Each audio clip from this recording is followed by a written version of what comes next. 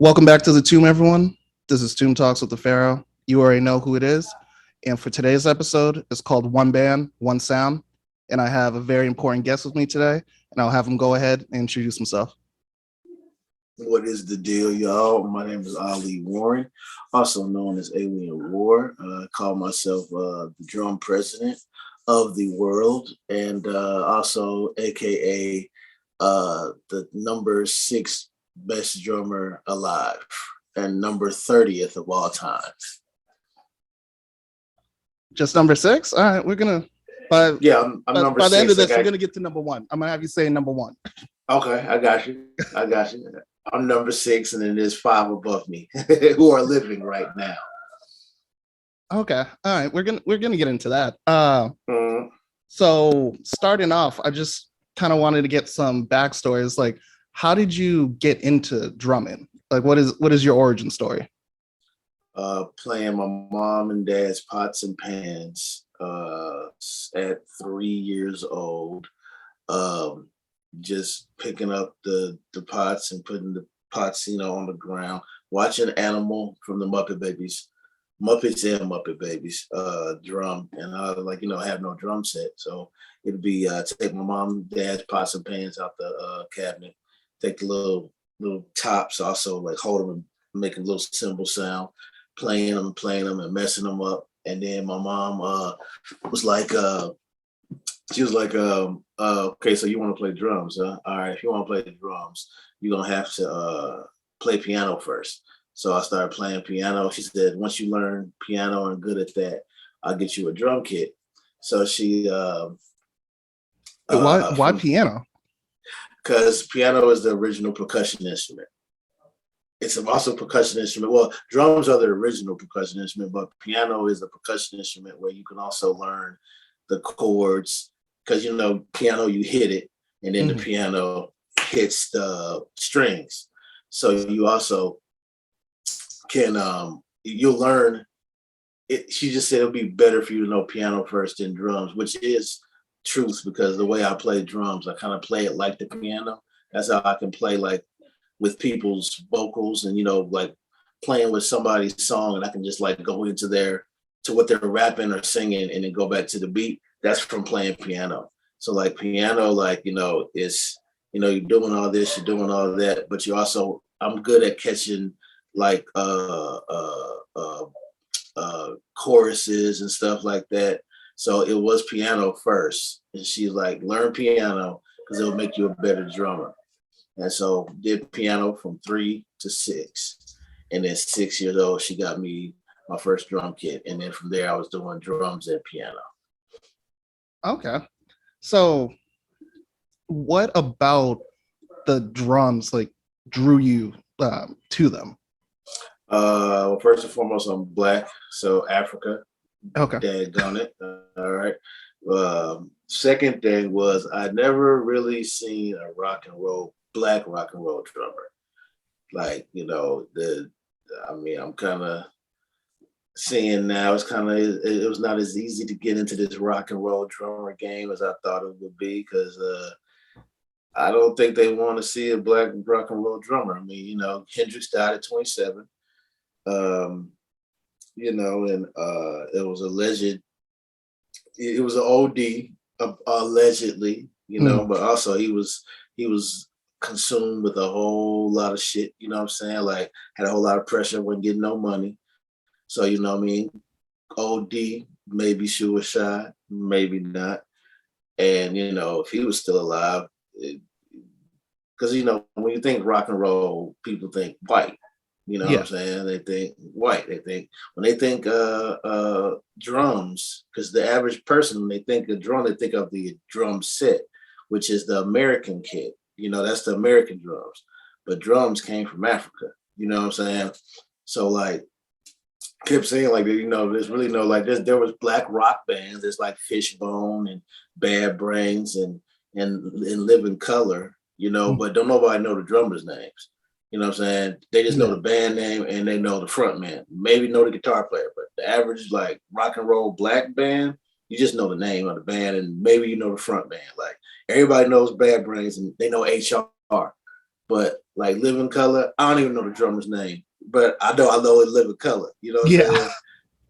You know, I can't give you the drummer of the Bad Brains name verbatim right now, or the drummer for Fishbone, but I know the lead singer, HR. That's lead singer of Fishbone is daggone it, crazy dude. But yeah, like again, people don't know the drummer like that. You know what I'm saying? There's no, when people say drums, the only person they say who's black, really, like everybody knows is Questlove. And Questlove ain't rock and roll. You know what I'm saying? Questlove is R&B, pocket, rap, hip hop. You know what I'm saying? So like that was my main thing, was like, I want to do what these white guys are doing, but again, rock and roll came from black men. Like I said, Hendrix died. They didn't. Jimmy passed. Chuck Berry, they gave him a hard time. They don't call him the king of rock and roll. They call Elvis the king of rock and roll. Yeah. You know what I'm saying? They don't call Muddy Waters the king of rock and roll, because rock and roll came from the blues, if you really think about it, because blues goes like this. Dun, dun, dun, dun, dun, dun, dun, dun, right? Rock and roll is dun, dun, dun, dun, dun, dun, dun, dun, dun, dun. It's nothing but the blues sped up. Yeah. It's pretty much, people on drugs playing blues. That's all it really is. You know what I'm saying? So that's what really caught my attention. About the first thing was like, I want to be like, Mitch Mitchell. I want to be like Travis Barker. I want to be like Tommy Lee. I want to be like Dave Grohl. You know what I mean? Everybody I'm naming, white guys. You know what I'm saying? And, me coming from a Pan-African Black power family, you know what I'm saying?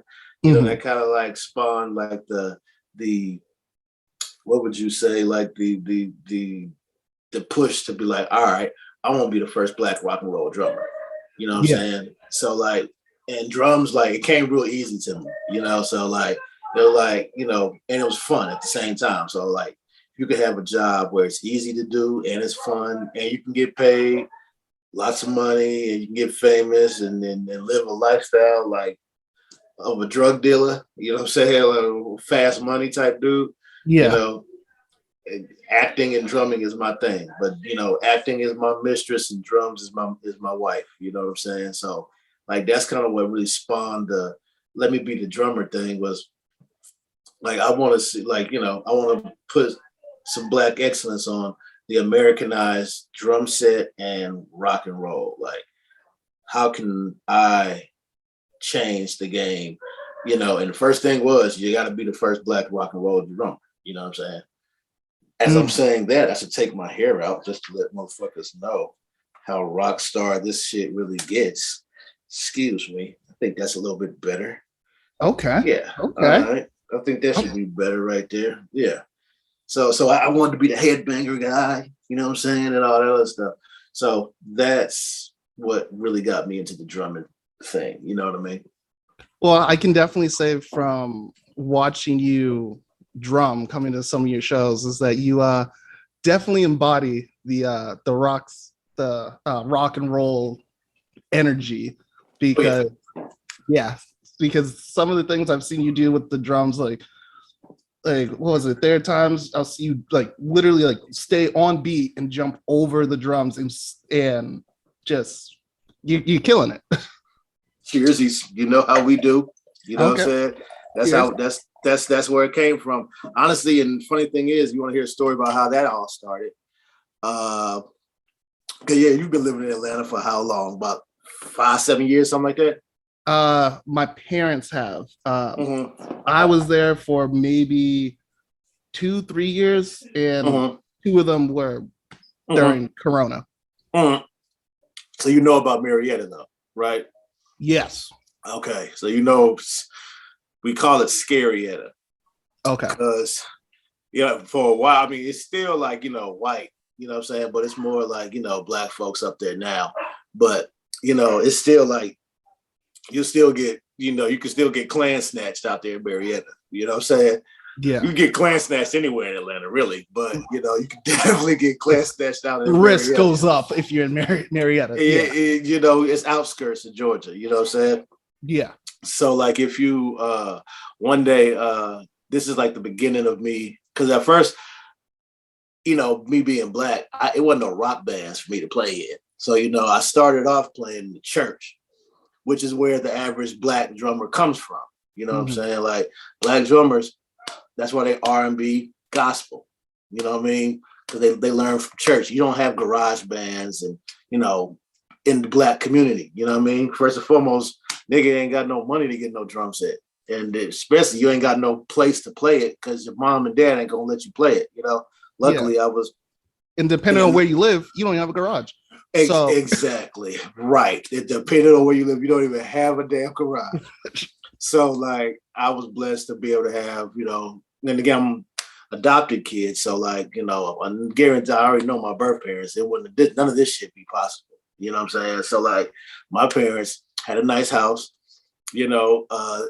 pretty much my room is the attic. So like it's kind of padded, you know what I mean?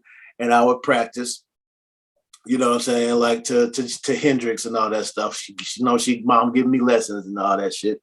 And we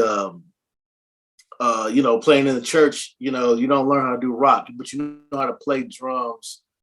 Cause see, black people will let you know if you suck. You know what I'm saying? Especially in the church. Mm-hmm. I was drummer number 3 at an AME church. St. Paul AME, shout out St. Paul AME.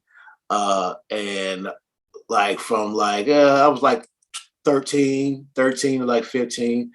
That's when I was garbage though. Like, you know what I mean? I watched this dude named Stan and Nate. They were Stan was number 1, Nate was number 2. And Nate was crazy. Stan was your fucking like good. He was the gospel guy. Nate was like the gospel guy who played in hip hop groups and stuff like that. You know what I mean? Okay. He would be the one playing for Youth Sunday. You know what I'm saying? And Nate played for everybody else. You know what I'm saying? The main choir, but Youth Sunday is all the the turn up shit. You know what I'm saying? So like watching both of them and me coming in, because mind you, I'm also trying to figure out my style. Like my thing is I never wanted to be the average drummer. So like my drum fills, I was learning how to do drum fills, like different type of drum fills. So I would like fuck up and get off beat, you have to get back on beat. In church, black folks don't like that shit. You know what I'm saying? So like I remember times like, and it's just like, no, dude, bring in drummer number 4. Bro, the looks that I used to get, man, like messing up. The whole congregation, including like the fucking, we can cuss on here, right? Yeah. Okay, yeah, including the fucking preacher. I'm talking about everybody. This is my grandma's church, and the looks you would get if you fuck up, boy. I'm talking about look of death. I'm like, we in church. I'm supposed to be like, come as you are, motherfuckers and shit. Yeah, all harmony, peace. What would Jesus do? Yeah. What would Jesus do? So Jesus wouldn't have missed the beat. Jesus wouldn't have fucked up. That's what would happen. Jesus would have been perfect. You know what I'm saying? But again, I'm trying to be this different type drummer. You know what I'm saying? The average drummer is you know what I'm saying? Me, I'm like you know what I'm saying? Mm-hmm. So like, but you got to be good to do that shit. So that was like young era. Come back. I played. Other than that, being black, you can play only the drum set. Drums you can play is in the marching band. You know what I'm saying? That ain't no drum set. You know what I'm saying? So you didn't want to be Nick. You didn't want to be Nick Cannon from. I didn't want to be Nick. I mean, Nick Cannon from Drumline. I was good on that. You know what I'm saying? Like I played in the marching band, but I also went to I went to a private school, so we had no football team. So we had we had a marching band of like 12 people. Yeah. You know what I'm saying? So I played all the drums in that shit. But again, I like playing set. You know what I'm saying? Like there's this dude who like he's a snare drum player. He be dancing and shit. Everybody be sending me. He cool. But everybody be like, man, you check this dude out. I'm like, dude, he's playing one drum. Like, come on. Like, don't send me. People be sending me shit like, man, check this out. You need to do this. You need to do this. Because we live in a world where it's like one person does something and it might go viral. So everybody wants to do that. Because like, oh, this is how you do it. You got to follow the trend and shit like that. I'm not gonna lie. I've sent you some of those videos where it's just one person on a snare. Yeah, one person on stage. And I get Well, it. I'm like, yeah. thank you for not cussing me out. No, I would never, because I still learn from them. You know what I'm saying? Because the rudiments, you know what I'm saying? They got some, you know what I'm saying? But again, I'd be like, can you do that on a full kit though? But I don't think you can. You know what I'm saying? So again, that's why I challenge drummers. Like I'm the type of drummer I'll battle your ass. Like, you know what I'm saying? So yeah, so Scarietta. So again, so that was that's the beginning of it. So like now, once I get back home from college, got in some trouble and shit like that. Got kicked out of Fisk, and then had to go to Clark, which I wanted to go to Clark. Funny enough, speaking into existence, I was telling my parents every year I don't want to be at Fisk because Fisk is boring. Nashville is boring. You know what I'm saying? And so like, finally got home, got in trouble. You didn't want to drum for a country bands? No, I was good on Music Row. I'm straight. I don't need to be on Music Row. You know what I'm saying? Okay, I'm straight on that. Ask. So it's some good money. Now it's some good money for that shit. But nah, I'm all right. You know what I'm saying? So yeah. So you went to Clark. Went to Clark. That's when I got into my rock and roll shit. That's when, because now I can practice drums and I'm learning music. Like, you know, Queens of the Stone Age, like the first, shout out my dude Chandler Rentz. Chandler Rentz was he didn't even was my drum teacher. He was the drummer in the same studio. It was like a 1, 2, 3, 4, 5, a 5-room studio. You know what I'm saying? Each person got their own room and shit. And he used to play the Queens of the Stone Age and Mars Volta. And I would hear him playing, walking in, him practicing to the shit. And I'm like, yo, what is that? How the fuck do I need to, how do I get to play that shit? Because like, if you ever heard of Mars Volta, they're like the beginning of prog rock, progressive rock and shit like that. And like their drummer was Brazilian, John Theodore. He's one of the 5 above me and shit like that. And Dave Grohl was playing for Queens of the Stone Age. And so I'm hearing him play that shit. And I'm just, you know, one day he comes out, I was like, yo, what the fuck is that you playing to, man? And he's like, oh, yeah, I've been hearing you in there play. Here, practice to these 2 bands, Mars Volta and Queens of the Stone Age. And I think you'll get to where you need to get to. Shout out my boy Chandler Rentz. That's my first drum dad, or second drum dad. Chuck was my first drum teacher. Oh, no, the third, because it'll be Mr. Riley. It'd be Chuck, Mr. Riley. That was my band teacher. Chuck was my first drum teacher when I was like 12.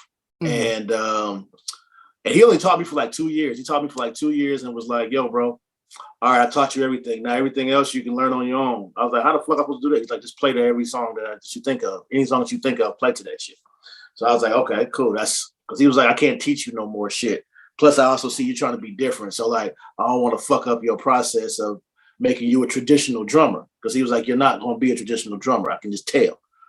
And so, because he taught me Mustang Sally. All she want to do is ride around Sally. And that was my first like song I played live with a band at like 12, 13 years old. Okay. And so it'd be Chuck, Mr. Riley, and then Chandler Rentz. Chandler Rentz was 2003. And he was like, you know, because this is when I'm I'm really learning myself as a drummer, you know what I mean? And figuring out like, this is when now I'm like, all right, I want to be the black rock and roll drummer. You know what I mean? I want to be what Tommy Lee and Travis Barker and Dave Grohl are to the genre of rock. You know what I'm saying? So he's like, man, practice to this. Man, I swear to God, practice to them 2 CDs. This is the CD era, 2003. Practice to them 2 CDs like religiously every day at that studio for at least 2 years. And like got it. Like I still practice to them fucking albums like to this day. And became the person who I am. So now we're in Scarietta. I'm playing for this rock band named Hanoman, Hanoman. There was an Indonesian lead singer. Hanoman was the white monkey god of something. I forgot what it was. You can Google it, look it up and put it up here. But it was the white monkey god of something, Hanoman. It's pronounced Hanoman, okay? So it was a Indonesian singer, wild ass black drummer, and like this old white guy, like bass player, white, white hair bass player from Philly who like was nasty. I was like, this motherfucker was cold. Like he was a sick ass bass player. Mm-hmm. And we're so our band was like the weird band to look at, you know, because you got this old white guy, you got this Indonesian fucking dude, and you got this wild ass black motherfucker back there. I didn't have my hair yet, but I didn't have all the tats. I had like 2 tats at this time. And How many you do you have now? Shit, 1, 2, 3, 4, 5, 6, 7, 8, 9, 10, 11, 12, 13, 14, 15, 16, 17, 18, 19. 19. Can you still breathe? Oh yeah, man. The way people look now, people be all covered up and shit. That's one thing my tattoo artist wouldn't let me do was he wouldn't let me get sleeved up because he was like, you won't be able to see it. And he was right. He's like, everybody about to start getting tats. Yeah. And I was like, all right. He's like, well, make you stick out as if you just get tagged. You know what I'm saying? Like, don't get all the fill in. He was like, man, all these black folks trying to get fill in, you can't see the tattoo. All you see is just black. You know what I'm saying? So shout out to him, Grim. Shout out to my dude Grim because he did one like full blown like semi sleeve right here. And look how that looks. You see what I'm saying? It looks like nothing but ink. But then you go to, you know, here and here, you can see like the tat. And shit, this is my favorite one right here. That means no babies. You know what I'm saying? Trojan Magnum. God. So fucking, I got that on tour with Waka Flocka. We'll get to that. So, because I was watching people have babies on tour on accident. You know what I'm saying? I was like, oh, hell no, I can't do that shit.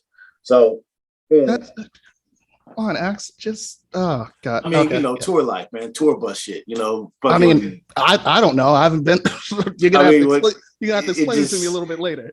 Okay, yeah. We'll remember that. We'll get back to that. So we're playing, and we become like the band in Atlanta where it's like, we're the opening up band. They'd be like, you know, we'll give you a good show, and you know we'll help you. We'll hype up your crowd before you go on. You know, we used to open up for this band called the Hot Rods, and another band, but the Hot Rods was like the main hot band.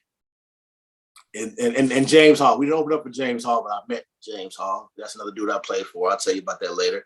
But I met him through playing for Hanneman, and so I'm playing for Hanneman, and we go to Marietta, and like this is like 07, yeah, something like 06. And we're in Marietta at this place called Run Around Sue's. And Run Around Sue's is, you know, that sounds like a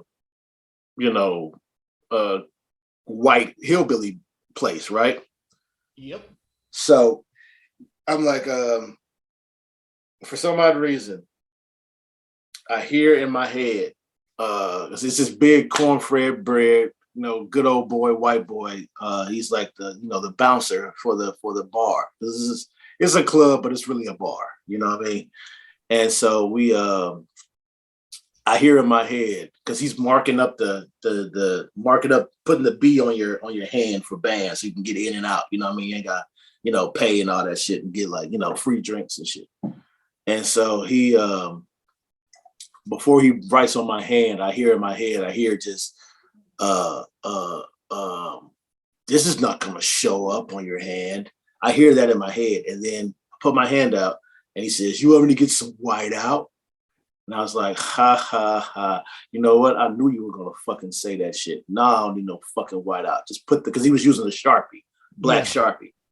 And he's like, I'm like, bro, I'm fucking brown. How the fuck? I ain't even that black. You know what I'm saying? After that, we load in our shit.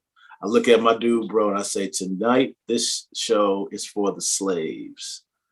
And they were like, what the fuck are you talking about? And I was like, I really don't know, but just watch, because tonight is for the slaves. And that was my first time standing up drumming.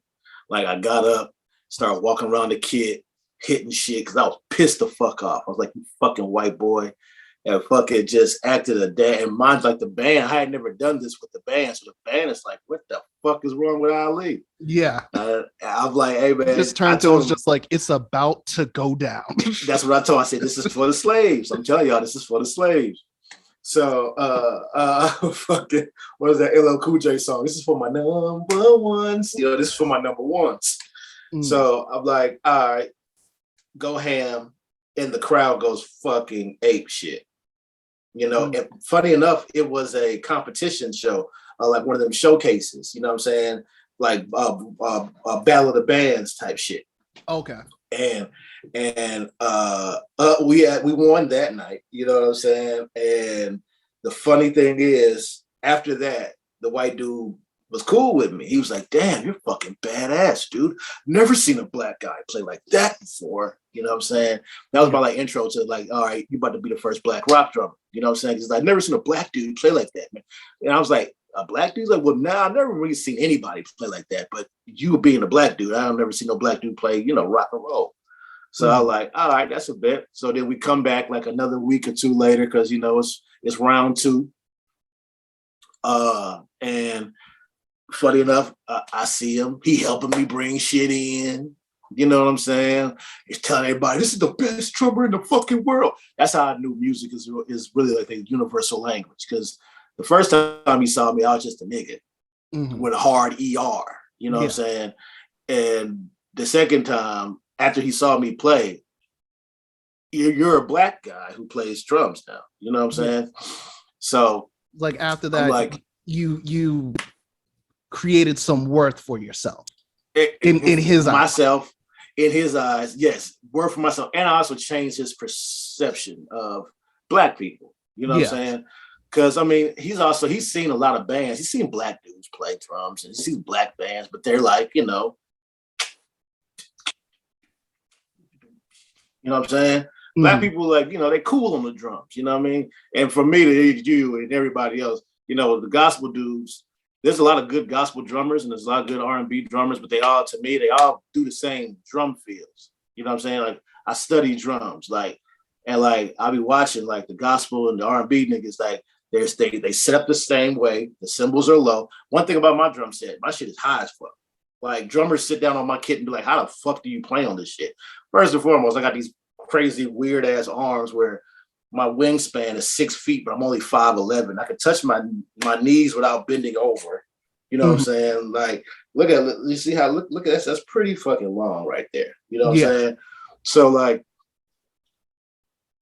I changed his perception of a black person playing music, which is like, is really what you get into it for. You know what I'm saying? Can I pause for 1 second? Wasn't that also the case with was it Beethoven? Like, because he had long arms, like he could reach keys that other people couldn't.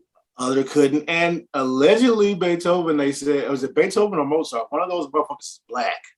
I think allegedly it was I think it's Beethoven. Yeah, I think it's Beethoven. Yeah, it was Beethoven. Like, there's some records that might show that he's on his light-skinned nigga. Yeah, like on his mother's side, like he was of African descent. Yeah, like he was a red bone or some shit like that. Yeah, you know what I'm saying? So yeah, it was definitely that too. So as soon as he went deaf, that melanin kicked in.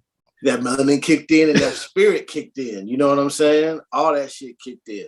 So like, I would definitely call myself the Beethoven of drums. I call myself the Hendrix of drums, the Beethoven of drums. I'll call myself that now because that's a new name. But I've been called Jimi Hendrix of drums. You know what I'm saying? So like, exactly. Like, so I changed his perception. And the next time we came in there, he bringing in my shit.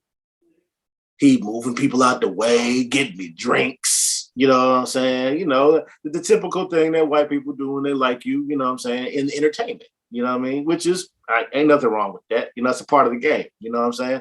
Yeah. So, funny enough, we win that night, and we make it to the finals, which is not at that shit. He even came to our final show. But that night, I'm bringing out my drum kit.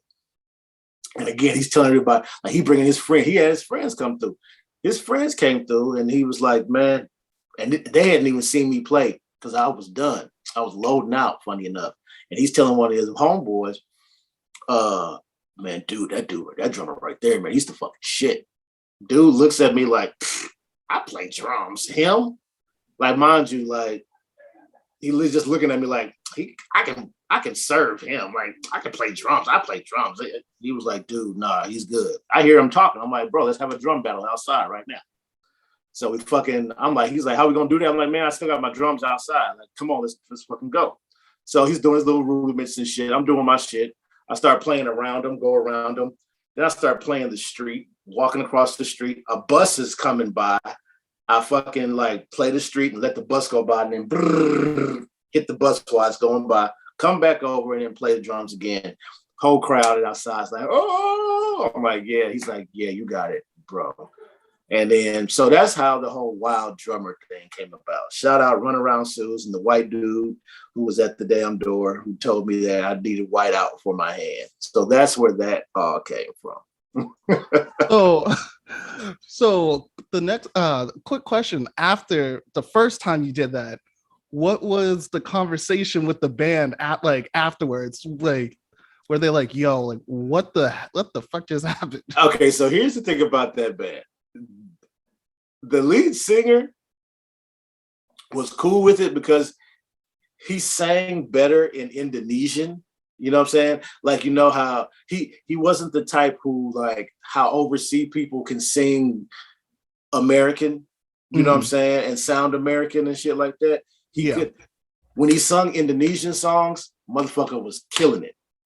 But when he was singing American songs, it was a little bit off. But me back there, he was like, you know what? Because again, they had been a band for a while. They had never won a battle of the bands. You see what I'm saying? So he really was like, keep doing that shit. You know what I'm saying? Because that's what everybody was talking about. You know what I'm saying? Like that really like is what like had us, because it was the dynamic of Indonesian, old white guy, and a black dude. And then after a while one of my rock fathers, that's what I call him, the dude who I had got the studio with, he's the one who introduced me to rock, because he's the one who he's him and my dude bro Victor. Jordan and Victor are my rock fathers. And Jordan, Joe, and Victor are my rock fathers. They're the dudes. Like, I met Jordan through my homeboy Ron. They were both going to Georgia Perimeter at the time. And Jordan was playing guitar at the studio. He had his drummer, but his drummer was like an older white guy and shit like that. And, you know, me and Jordan just met one day at my dude's Ron's in his class, because I would go to his class and shit like that. And like, he was like, you know, Jordan plays guitar, and I was playing drums for Ron's church, like the Wednesday night service, the youth service night and shit like that. And I was he was like, man, you need to meet Jordan. And so like I met Jordan, and then like, so Jordan and Victor and Joe, you know, me, I'm black, so I'm learning rock through radio. You know what I'm saying? So I'm listening to Stained and Cold and The Used and, you know, like all the bands that they playing on, you know, MTV and the radio. And they were like, bro, you're listening to fucking new school rock. You're listening to poser shit. You're not listening to AC/DC. You're not listening to Led Zeppelin. You're not listening. Only thing you know is just Hendrix and shit. You know what I'm saying? But you don't know about fucking Bad Brains. You don't know about leftover crack. You don't know about Anti-Flag. You don't know about real rock. You don't know about the rock that they're not playing on the radio. You don't know about Motorhead. You know what I'm saying? So like, I brought Jordan into that band because Jordan left for a little bit after we left the studio one time. But Jordan and Victor put me on my rock shit. And so like, the lead singer of that band, while Jordan he had moved to Boulder, Colorado or something like that for a while. And I had nothing to do. I was like, man, you know, I gotta play and shit like that. So like, for in the beginning with the Hanneman band, Jordan wasn't there yet, but I'd already met Jordan. I'd known Jordan for about, Hanneman was 07. I met Jordan in 03, 04. So we had the studio from 04 to about 05, 6, and I met Hanneman in 07. And so the lead singer was like, man, keep doing that shit, bro. Because, you know, people are saying we're the shit. You know what I'm saying? So like, he didn't get the frontman syndrome because again, it was helping him out. Now, other motherfuckers we'll talk about, I think, got frontman syndrome, but because I've been kicked out of a lot of bands, but not for like being garbage. You know what I'm saying? But I do give Remy, that's his name, Remy and Brian Delbros. Remy Itawakandiowa and Brian Del Gross. I call him Del Bros, you know what I'm saying? But Del Gross, because he's Del Bros of Good Times.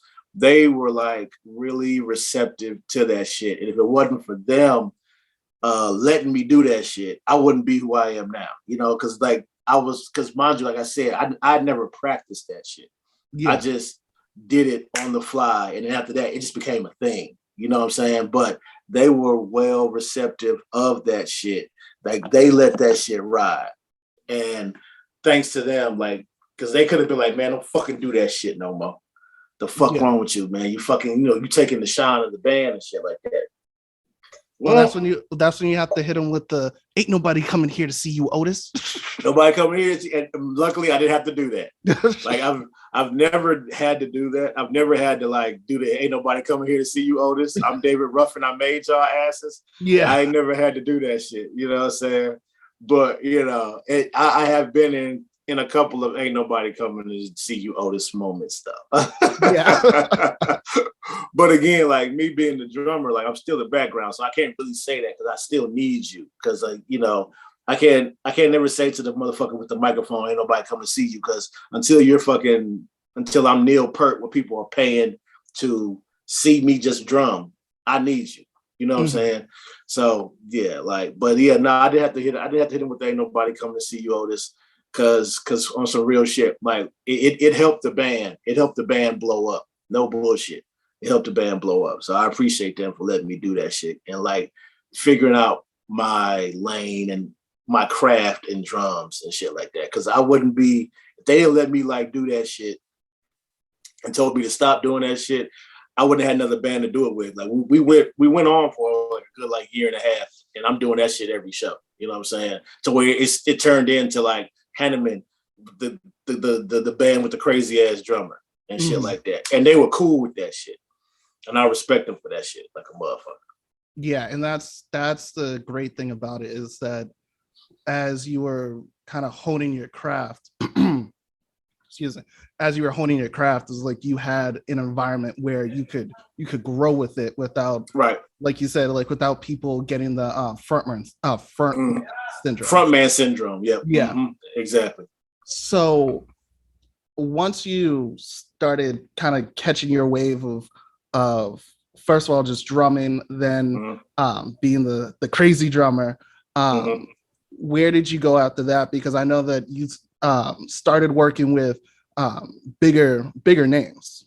Okay, yeah. So when it would go, so okay, Jordan and Victor, that was like 03, 04. I was at Clark, and funny enough, in a class where the teacher who was teaching the class was also my teacher from high school. She was my English teacher in high school, and she got a job at Clark. Funny enough, like the first day I walked in her class, I didn't know it was her class because her name was Miss Brown. Shout out Miss Brown, that's the homie. And Miss Brown, she used to teach English at my high school and Bible class at my high school. And we used to get in like super big like debates because she would always say, and I'm still to this day like this, she'd be like, God, because she believed in like, you know, hardcore Bible. And she'd be like, God, he this, God, he that, God, he this, and that. I don't believe God's a he. You know what I'm saying? Honestly, I believe God's a woman and then also a spirit, because again, God is the creator. Man, we don't create shit. We create sperm and we, you know, skeet that shit out. We don't fucking give birth. You know what I'm saying? So that was like my main like hit with her. Like we used to go at it like, I'm like, why you keep saying God, he? Just say God. And then why you got to put the he on it? Like you're making God masculine, and you're also a black woman. Like, come on, you should be more like powerful than that. You know what I'm saying? Yeah. So she, we used to go at it. So I walked in her class, and we look at each other, and she goes, "Well, God is a she," and I was like, "Oh shit, Miss Brown." Mind you, this is like, I'm like 21. This is like, so I hadn't seen her since 1998 or some shit like that. Mm. And so I'm in her class, and this is when I first get with Jordan and Victor, and we're like, they're teaching me how to jam. That's another thing. I became a jam band drummer. That's another thing that really made me the drummer I am today, because I can play on the fly. You know, the average musician, period, not even just drummer, like they gotta have the sheet music, or they gotta like, you know, practice the song 8 million times. Like me, I can go in with a band. You don't know nothing from me. I don't know nothing from you. We can go in and jam. Don't even play your song. We just go in and feel it out. And you So think that's we kind of don't like freestyling. So like definitely like freestyle. for rap, it would be like freestyling and rap. It's freestyle. Yeah, it's freestyle. For jazz, it's fusion. You know what I'm Yes. saying? Straight up. It's definitely 100% freestyle and fusion shit. Like I'll come in and I'll be like, even when I play with a new band, I'll be like, let's just jam first. Because if we don't mesh and jam, and what's the fucking point of us playing together? You know what I'm saying? Because again, you know, like what happens if we get an encore, we run out of songs. We can just make up something like that on the fly. So like they taught me how to be a jam drummer. And a lot of motherfuckers, like I said, they ain't just drummers, musicians. Like them technical musicians. So I'm glad my parents didn't let me go to Berkeley, but I did want to go to Berkeley. But they were like, you know, my parents, they're fucking studious professors, and you know, shit. My dad's taught you, and it's a fucking nightmare. So like, don't give him a paper. You're gonna get back a whole bunch of red marks. So much red. So much red. And you can't read the shit either. You know what I'm saying? You be like, what is this? And he might even know what the hell he wrote too. Yep. You know what I'm saying? Multiple times it's like, oh, what is this word? And he takes a step back, looks at it, and he has to like decipher it himself. It's like he has to read again and be like, oh, well, what I meant was type shit. You know what I'm saying? So like, I got them type of parents. You know what I'm saying? Like they super prestige. Like the funny thing is, like I don't have their genes, but they gave me their genes in like essence in like they're doctors in their field. I can definitely say I'm a doctor of drums, even though I ain't got no damn degree. You know what I'm saying? Mm-hmm. So like I'm in class, and so like yes, Jordan never taught me how to jam. So I'm like every day I'm going to school and then going to the studio after school. School's over by like most of the majority of the time I'm skipping that motherfucker. I'm going only enough days so I don't get fucking a 0. You know what I'm saying? Yeah. And so I'm in class one day and I find this book. It's like a 1969 Smithsonian magazine, Smithsonian Museum magazine. And the title is The Zany and Informative Era of the Stereograph. Stereograph is the picture, you know, the little thing you used to put up to your face, the picture graph. Yeah. Thing and shit That, but it was like, you know, that was people's TV back in like the, you know, 1920s and shit like that, or 1800s or some shit. Like they would just look through like the little shit, and it would be like little images. And you would, I know. Yeah, it would flip to a different image and everything. Mm-hmm. Okay. That was our movie. That was movies and TVs for back then. You know what I'm saying? So that was my first band. It was Era the Stereograph, and because I came up with the name, because at first we were just jamming. We didn't have no name of no band. We were writing and learning how to write songs and shit. You know what I mean? Like they had been playing music since they were in high school. So like they were already like, you know, had the format and the formula and shit. Mm-hmm. And so like, even like, because Jordan had a drummer at his spot, and I came in, played the drums one day and like dented them shits up. And the drummer was like, who the fuck been playing my drum? And he's like, nobody. Well, my homeboy came in for a little bit. This motherfucker dented all my shit up. So like they didn't last long. And then because you drum that hard, you just dent. Yeah. Oh yeah. Like I have to, like the way I tune my drums a little bit tighter, because honestly, like if I'm on tour, let's say I'm a sponsored drummer, I could run through drum heads like if we're doing a tour and we're playing like every night, I could definitely go through it. I could definitely use new heads every like 3 days off ticketing. Like if I go through like the last tour I was on was a month long, And I definitely by week 2, well, not even that wasn't even a month. It was like total was like 3 weeks, but like we're playing a show every day, like every 3 days, like 1, 2, 3 break, 1, 2, 3 break. You know what I'm saying? I definitely had to get drum heads, like, like I said, in the perfect world, me being a sponsored drummer and I'm on a tour for like 3 months, I'm going through drum heads at least like every 3-4 days. I might not be putting holes in them, because I also learned this trick where, like, if you burn the drum, like burn it a little bit, the head will pop back up. The Mr. Scientist, the condensity of the plastic will tighten up. You know what I'm saying? Yeah, if you heat it up, it'll pop back the up. pressure, like it'll pop back up. Yeah. You know what I'm saying? So that's like a little trick that I do now just to save money. But if I was sponsored, like I could definitely, if I wanted to, I could do new drum heads every day if I wanted to. You know what I'm saying? So like, I hit that damn hard. So they just have to make stronger drums for you. No, that's not gonna happen. Nah, drum heads gonna change. Drum heads been the same since the goddamn drum heads were drum heads. You know what I'm saying? I mean, hey, maybe you can come up with a new line of drums. Well, see, nobody hits like me, so it wouldn't make no sense to do that. You know what I'm saying? Again, like you could have custom drums. Get custom drums. Custom drum heads. We're talking about drum heads. Yeah, drum heads. Sorry. Yeah. But again, that takes again, I've been drumming for 20 years now. I have not gotten a sponsorship from sticks, drum heads, or drums at all. The only thing I've gotten is a drum set from Travis Barker, and we'll get into that. But that's the only thing I've ever gotten from any drum anything. Like, I ain't never even had a stick deal, not even a cymbal deal, and shit like that. And again, because I'm not your conventional drummer, and I don't play like the regular black guys. You know what I'm saying? Because there's a whole lot of niggas who got fucking drum deals, and I'd be like, I'll bust that nigga ass. You know what I'm saying? Type shit. So anyway, we'll get to that. But so yeah, playing for them, I start the band because they were already dude bros and shit. But I came up with the name of Era of the Stereograph. And the name of the album was The Zany and Informative Era of the Stereograph.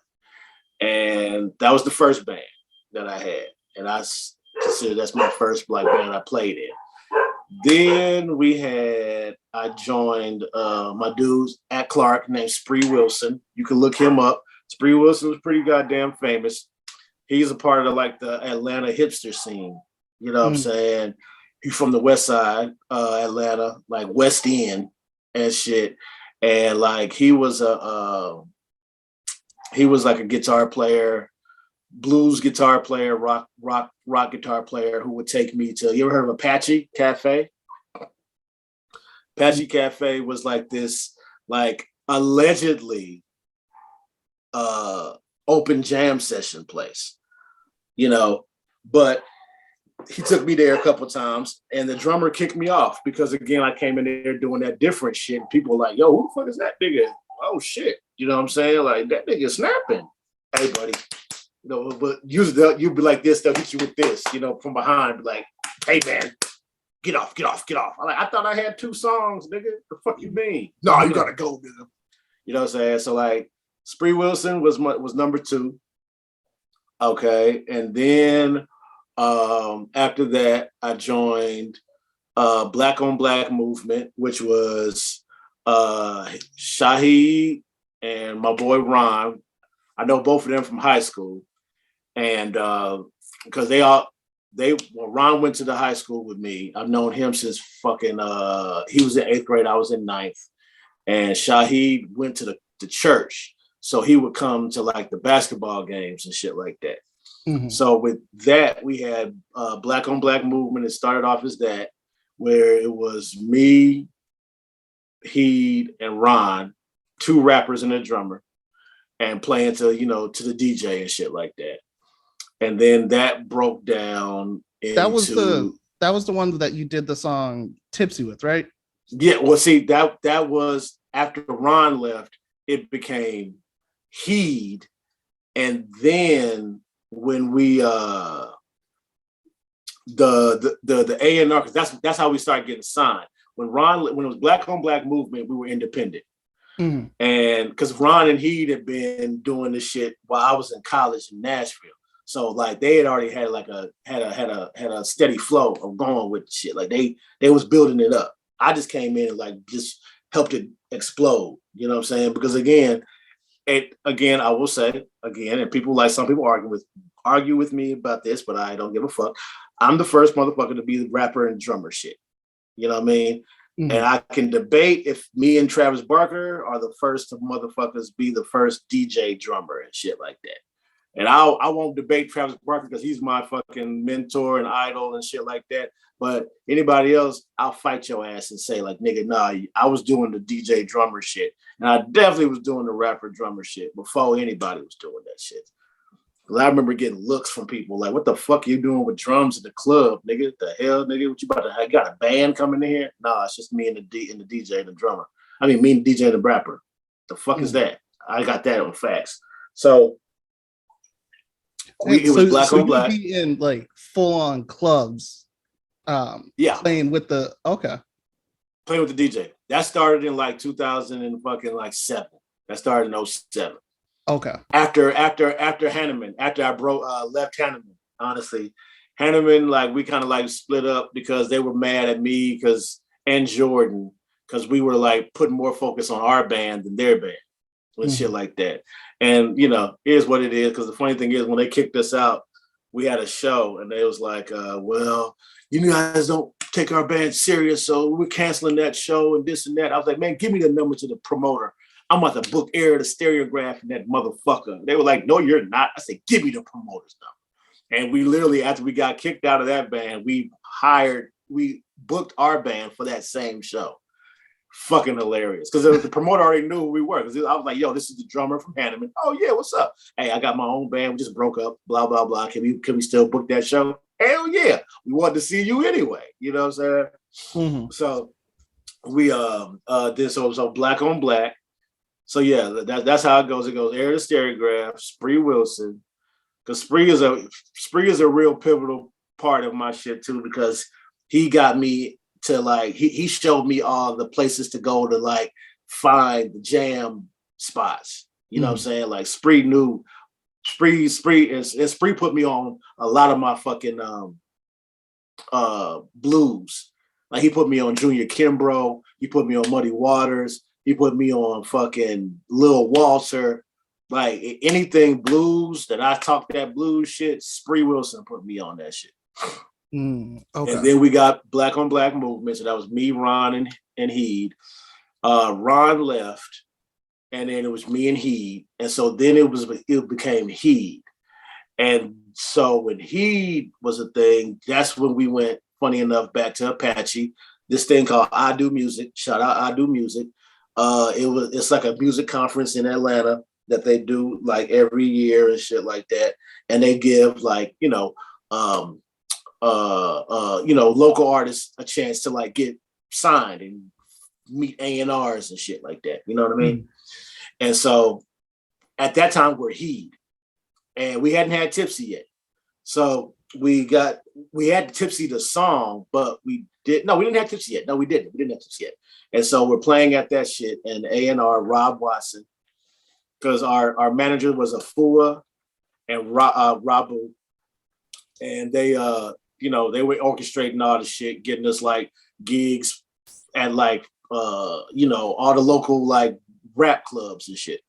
And so we play at Apache for I Do Music, and Rob Watson, funny enough, was like, because again, me and Heed weren't a group. It was just I would play for him. You know what I'm saying? It wasn't like, yo, it's a rapper and a drummer thing. It would just be like, yo, you got the drummer playing for you. Yeah, that's my homeboy. He just rocks out with me and shit. You know what I'm saying? So the A&R dude, Rob, is like, all right, so you want to get signed? And he was like, yeah. Rob's like, well, you got to bring that drummer with you. And he was like, all right, cool. He's like, well, y'all got to be a group. We were like, we didn't even think about that shit. You know what I'm saying? So then from there, it became Big Heat and Alien. And Big Heat and Alien is where Tipsy was formed and shit like that.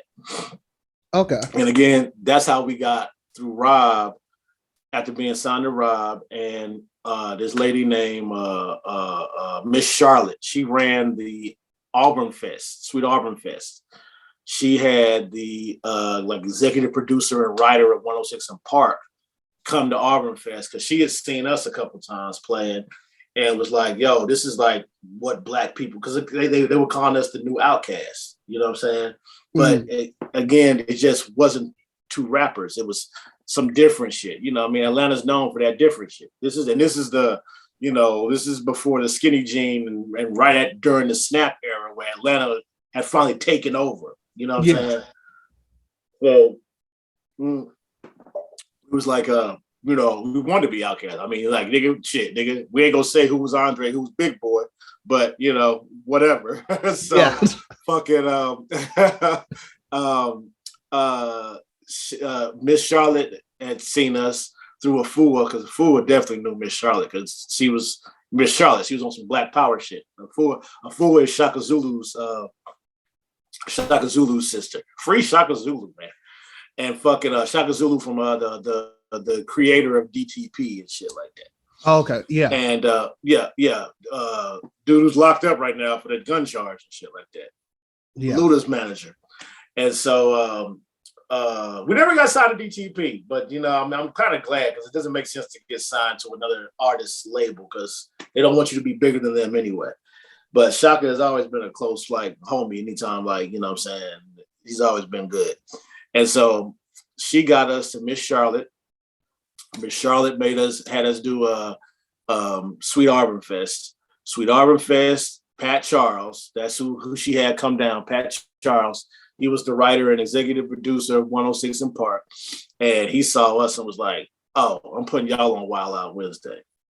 And so Wild Out Wednesday, bang, we hit that shit, killed that motherfucking shit. It's on my IG. If anybody wants to see it, go to the Alien Warr. It's at the top. And we killed that shit like a motherfucker. Then won that one, then came back for the Wild Out Wednesday All-Stars. Did that, killed that shit. From there, it was like, we did one more Wild Out and we killed that. And they was like, look, all right, we want to keep y'all on here, but we can't be putting y'all up against everybody because it's not fair. You're going to win. Because again, ain't nobody had no drummer and rapper type shit going on. You feel me? Yeah. So then from there, we became the house band. First house band of all time on BET. This is before the Monique show. So first house band, and we're the first house band of 106 and Park. And so we became 106 and Park house band for a little bit. We had to share it with another band because they wasn't paying for us to get up there. So like we couldn't be up there every week. And that shit cost too much money. I would have done it, but we ain't had the money for it. So did that. We did. So me and he went hardcore for 2000 since 2000 until 2011. But we broke up once and shit because it was on some ain't nobody coming to see you this type shit. You know what I'm saying? So that's when I went solo. So then I went solo. I went solo in 2008 because me and he broke up. Because it spawned from, I had already had a show booked for New Year's, and then like they happened to book a show for New Year's, but it was like way later than I had already had my show booked. So I was like, I ain't doing that shit. You know what I'm saying? Like, no, but you can come to my show. And I mean, my show was stupid. You know, shout out to Frey Wall. Because Frey is who found me. Because Frey is who started my solo career. Okay. Because Frey saw me. Because I started playing in clubs. Because like sometimes like it'd be too hard for me to like after playing a show with Heat, it'd be too hard for me to get my drums out the club until the club closed.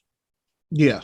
You know what I mean? Like the rapper, they can leave. They ain't got no load in shit. You know what I mean? But it's gonna take me a whole lot of time to get a bass drum and floor tom and a cymbal bag and all that shit out the damn shit. You gotta move everybody. You're gonna fuck the club up. You know what I'm saying? Yeah. Fuck up the vibe and shit like that. So I would like stay in there and like the DJ be like, man, you good? Let me can you play this shit? Like, can you play rap? Like, hell yeah, nigga, I listen to that shit. So I'm like on the east side at O'Reilly's and shit like that, playing like they would leave. I just be like, man, I'm gonna play to club closes and shit. To where it would turn into like, nigga, if you come in and like play, nigga, we'll also hire you to play, you know, at the club without nobody. Just come in and play with the DJ. Just come in, yeah, just you. Yeah.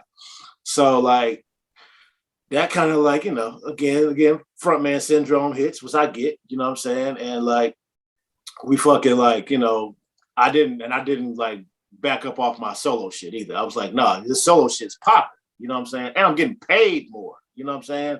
So like it was Frey Wall. He's the one who came up with the Alien logo. I should have my shirt on, but we're doing Allen Iverson today in memory of LeBron James. So fucking he came up with the Alien Warr shirt. I'm a motherfucking alien shit. Shout out this right here. You know what I'm saying? Here we go. Got one, for your needs. So he came up with that logo right there. You know what I'm saying? He came up with that. Is there a place where people can buy those shirts? That they will be back. Just to tell everybody, just send them to my IG page. You know what I'm saying? I would say send them to my TikTok, but I just got banned off TikTok for a little bit for putting up some black shit. Funny enough. Well, I mean, it's TikTok. That's not surprising. It's not surprising, and they like the funny thing is they let more. Instagram lets more shit up than TikTok. Like I put up this movie called Boss Nigga. You gotta watch it. It's with Fred Williamson, and it's about him being a bounty hunter in the 70s. Well, not it's a 70s movie, but a bounty hunter in the Western days. And like I put up the theme song, and it's like black man living in the white man's world, trying to survive. Boss nigga. TikTok took that shit down, talking about I was doing hate speech. I'm like, what? Anyway, so you send them to my IG to find that shit. I gotta get. What's your IG again? The Alien Warr, 2 R's. Okay, The Alien Warr with 2 R's. No underscores, no periods, just all one word. Okay. All one word. So like he came up with because again, also FYI, we haven't put this out there. Alien Warr is Ali Warren. Take the EN off Warren, put it with Ali. Alien Warr, WARR. And WARR is like I'm at war with the world. I'm at war with music. I'm at war with anything. And it stands for We Are Right and Real. Just FYI. So yes, acronym shouted. So he sees, like so you call yourself alien. Why you call yourself alien? That's why I'm saying it. I was like, I explained that to him. He was like, oh, that's crazy. So he comes up with this logo, and it's like, you should just like pursue a solo career. And this is this is when a Millie came out. Funny enough, the Millie was like my fucking people used to be like, yo, play a Millie, nigga, because a Millie has nothing but drums in it. You know what I'm saying? It's man, I'm a number millionaire. And you know what I'm saying? It's nothing else in the fucking song. So like that song like had people going crazy. So like that was like my fucking Allen Iverson crossover. Yeah. Funny enough. So goddamn, like he came up with that idea, and then he linked me up with Frey and Leah. Shout out to them. Because then they took the whole alien shit and made it like a brand. Well, he made it a brand. They made it like a fucking concept. You know what I'm saying? Where like they had me playing for Arts, Beats, and Lyrics. That's this. It was a Jack Daniels event. They let me go, but funny enough, they let me go for like they fired me for Clyde Stubblefield, who was James Brown's old drummer. So I'll take that. But like I fucking have Arts, Beats, and Lyrics popping for a good like 2-3 years and shit like that, hardcore. And so, did that with the solo shit, you know what I'm saying, with them, and then played for B.O.B. in 2009. I met Bob at I was again playing a solo show for this shit called Broken Bougie. Shout out Ian Ford. That's Ian he was running that, but that's one of the dudes who was helping me out. It was Ian, Frey, Leah, and Ian were my like management team. But Ian was running Ian and Fadia. Fadia, shout out Fadia, because Fadia is like famous as fuck now. She's the one who lightweight like pretty much started Versus and shit like that. And she's been doing shit for a long time. Like she's worked for Complex and all that shit. But they used to, before they were all big and shit like that, she used to run Broken Bougie. and that was like this like hipster Atlanta event. That was like it was at the 5 spot, in Little 5 Points. 5 points. Some little 5 point shit. Little 5 point shit that she would do, and him and her and Ian like were doing for like I didn't even know about all this shit. Like I was a hipster black Atlanta nigga, but I wasn't hanging in 5 Points. You know what I'm saying? I'm from East Side. I ain't got time to be coming all the way down there. I'm Lithonia and Panola Road is the furthest I go. You know what I'm saying? So like I didn't know too much about that shit. So goddamn, I'm like this broken bougie shit is fucking snapping and shit. So like that's where I met like Stevie Williams and Don Cannon were also helping out because Don Cannon was the DJ for that shit, you know. And Don Cannon, you know, that's goddamn Gangsta Grills and like shit. Now Don Cannon is like the A&R for fucking Def Jam and shit. So playing for that shit. And one day this dude just come to me. I didn't know who Bob was. Bob wasn't Bob. This is like Cloud 9 Bob. Like, I didn't know shit about no Cloud 9. You know what I mean? So like this is Cloud 9 Bob. This is pre airplane. This is not I'll Be in the Sky. This is like beginning, like he might have just wrote I'll Be in the Sky Bob. You know what I'm saying? This is not Airplanes. This is not Beautiful Girls. None of that shit was up yet. This is pre Flat Earth. This is literally right before he blew the fuck up. You know what I'm saying? This is right before the album came out, funny enough. So like little dude named Bob, he's like, what's up, man? Hey, what's up, bro? I was like, man, I'm trying to start a band and shit. I'm like, well, what's your name? He's like, Bob. I go by B.O.B. So I'm telling people, I'm like, this dude named B.O.B. came to me. They're like, what? B.O.B.? Because he had Who the Fuck is Bob? Like he had traction. Yeah. Like, they was calling him the next Andre 3 Stacks and shit like that. I just hadn't heard about the shit because again, like it wasn't my type of music.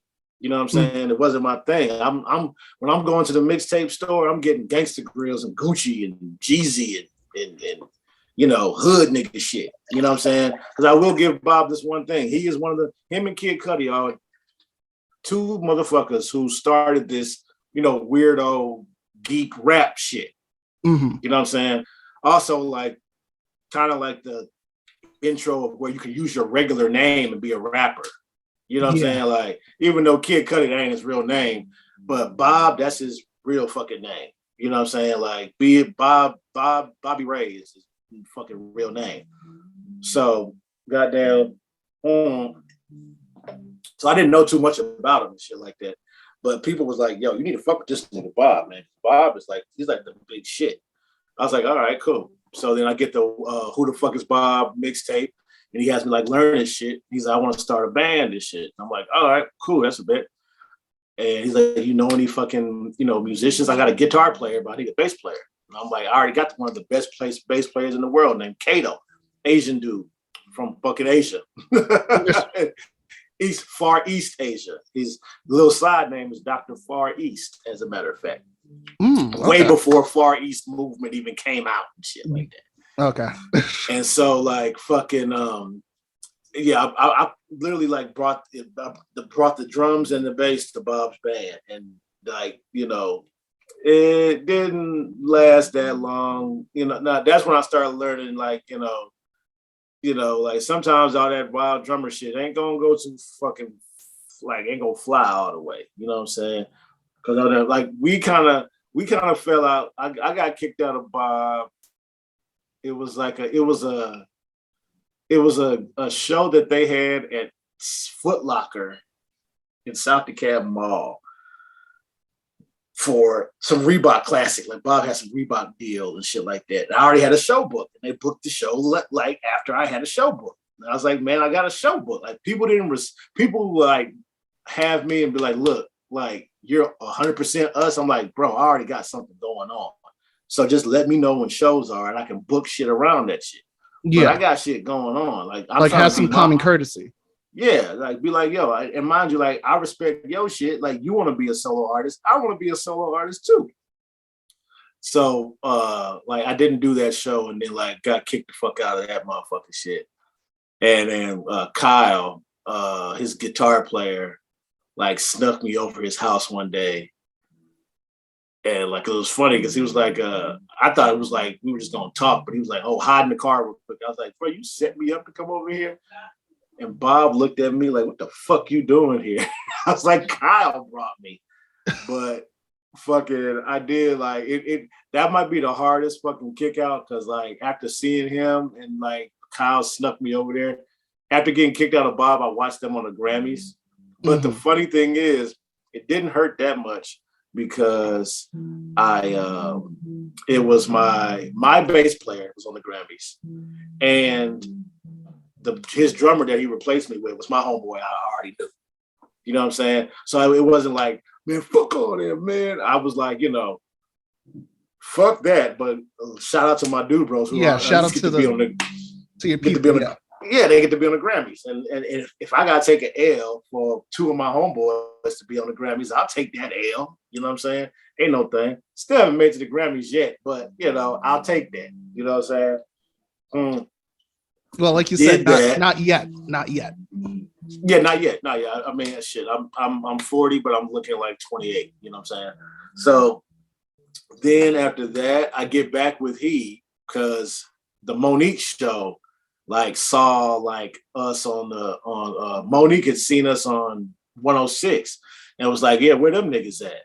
You know what I'm saying? And so they were like, the Monique show wants y'all to come on the show. Y'all want to fucking like, give it another run? And I was like, nigga, we ain't gonna say no to the Monique show, nigga. Fuck that shit. And he was like, yeah, I ain't gonna say no to the Monique show either. So we did that, did the Monique show. That's also on my IG page. And killed that shit. Monique gave us some crazy words of wisdom, like, y'all motherfuckers better keep going. And that was like 2010 or something like that. And so then from there, me and he did a tour with these chicks called the Millionaires. I don't know where they at now, but they was the shit though. They was on some like, they was like, I forgot the little white girl who did Gucci, Fendi, Prada. Lil Debbie. Know. That's her name, Lil Debbie. I think it was her name, Lil Debbie. That was her name? That's something like that. It was something like, I think it was Lil Debbie or something like that. And whoever the chick who did Gucci, Fendi, Prada. And I mean, that song was jamming. She also she got canceled because she was saying nigga and shit.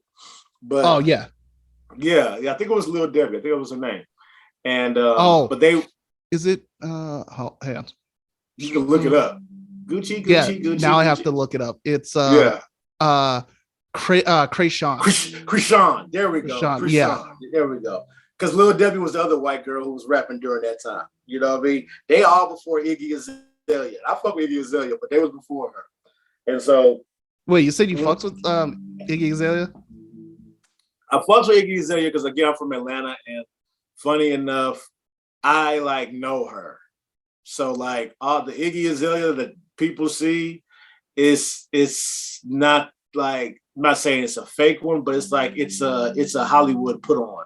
It's a persona. Like, it's a persona. Like Iggy Azalea really in real life is a cool motherfucker. You know what I'm saying? But again, like you gotta like, put on a persona for some shit. I mean, I fucks with our OnlyFans though. I mean, hey, bro, like, please, you better. You know what I'm saying? Like, straight up. I'm kidding. We don't pay for that over here. I mean, hey, it's called Reddit. I mean, it's just you can find it. People gonna screenshot that shit. So, but I know I can't. I have to say that in no way do I promote theft of any intellectual property from. Me neither. And I'm also a high advocate of women getting money on OnlyFans. I think that is amazing. I would do OnlyFans my damn self, but I wouldn't want dudes looking at my dick. It's the only reason why I don't do OnlyFans, because I know women ain't gotta pay to see no dick. They get that shit for free. Yeah, so anyway, like, unless you're fucking Johnny Sins, but even then, it's like no, it's still gonna be like even Safari, like he's like the number one guy in fucking OnlyFans. He knows that he's not the number one guy through only women looking at him. Yeah, like, it's not only women. It's like maybe 30% women, the rest is dudes. You know what I mean? That's the real reason why I don't do OnlyFans, because I mean that shit. I do that shit too, but like, well, that's when you just don't look at analytics. I mean, I don't even care because I already know I'm from Atlanta, dog. You know what I'm saying? You know what I'm saying? Like, I've learned from other gay motherfuckers who I've worked with at Pier 1. You know what I'm saying? Like working at Pier 1 in Midtown. I already know. So anyway, so like yeah, this was during the Gucci era. That's where we at. So yes. So the millionaires. The millionaires. They were these two white girls from like Irvine or some shit like that. They're from out here, California and shit. And they took us on tour. That was our first tour. Went on tour. Shout out my dude DiBiase. He was our DJ. And we're following their tour bus, funny enough. Like in a Buick Rendezvous, what it was. Just me, he, DiBiase, and his brother. 4 niggas in a 4-seater with like with everything else in the back. Like mind you, we also have drums in the back. So we're traveling light. You know what I'm saying? Yeah. We have DJ equipment and drums in the back and bags in the back of a Dodge Rendezvous. And it's 4 niggas. We can't put the back seat down. So and we did that shit. We went from Atlanta all the way to Irvine, California, and had to come back faster because his dog had fucking bit somebody and he was trying to get back to the dog and some shit like that. It was crazy as fuck. It should have been a nicer, smoother, like 3-day trip to get back home, but we had to get back home in like a day and a half. Crazy shit. Because his dog bit someone? His damn dog bit someone. That shit was crazy. So, but yeah. I have nothing against dogs, but at that point, you're messing up my friend. Man, I wouldn't have just put it down. Damn about that damn dog because he was trying to get it from like going to jail. You know what I'm saying? And again, it's a pit bull. Like you know what you're getting into. I was gonna ask what type of dog it was. It was a motherfucking pit bull. In the back of my mind, I think I knew exactly. You knew it was a pit bull. Like it wasn't no damn Doberman. You know what I'm saying? It wasn't no Labrador. You know what I'm saying? It wasn't a Great Dane that went wild. No. Exactly. It wasn't no what's some $10,000 dogs they got now that every rapper got. I forgot. Anyway, so we did that. What is those damn dogs that everybody got that look like bulldogs if they're rich? I have no idea. Anyways, the $10,000 rapper dogs. Anyway, see this is why I need to get a white person on the podcast because they would have known it. Oh, they would have known it, but again, that was like, it's a 25%. It's the Yorkie or some shit like that. So we got down, come back, and that was like 2011, and then we do because also like funny enough, shout out Kyle because Kyle told me about the royalty money that nobody was telling me about, and I paid a lot of money for that tour through the royalty money that I got from Bob for because I was on one song on the album. I'm on B.O.B.'s first album. What's his name? Past My Shades with Lupe Fiasco. I'm on that. Shout out Joe Fitz because he like engineered that shit and like he's the real reason why I got drums on that because they was like really gonna put just like drum beats boom boom boom booms on that shit. And T.I. because that's when Bob was signed to Grand Hustle. So yeah, we got back and then we did one more show, and then I'm like in limbo because me and he like it was no more shows being booked and shit. Plus, like he kind of like left the label because they were trying to make us like Wait, did you sign like a 360 deal? Nah, we didn't sign. This is before 360 deals were like a big thing, and like. No, we had a nice fucking deal. We just had to put out some music, but they also were pushing us in a direction. Mind you, this is 2010, 2011, before LMFAO came out. But this is when rap was about to go to where it is now. You know what I'm saying? Like rap is pop now. You know what I'm saying? So this is like right when rap was like, he didn't want to do the pop shit. And I was like, man, like nigga, you might as well do it. Like this is where rap is going. And again, like LMFAO came out around the same time that we did. Hair game shawty. We looking like them niggas. Like we had like a little bit of beef with them niggas because we was like, y'all niggas stealing our shit. You know what I'm saying? You ain't got no drummer. Y'all got the hair. Y'all running around doing the like tipsy type shit. Yeah. You know what I'm saying? So, but I mean, you know, he didn't. They pulled the Soldier Boy bar for bar, bar for bar, word for word. Yeah, tell me what's really going on. Yeah. Oh, let's kiss me through the phone. Exactly. Yes. You know what I'm saying? But also, people forget that was also Shawty Low first. Soldier Boy took that from Shawty Low too. But again, still cool. I love Soldier Boy. I actually did one show with Soldier Boy. Grand Hustle Clay hooked me up with that. I did one show. I would do more shows with Soldier Boy. That shit was fun as fuck. Yeah. Goddamn week. Even though he does say like he started everything. It's like I started everything.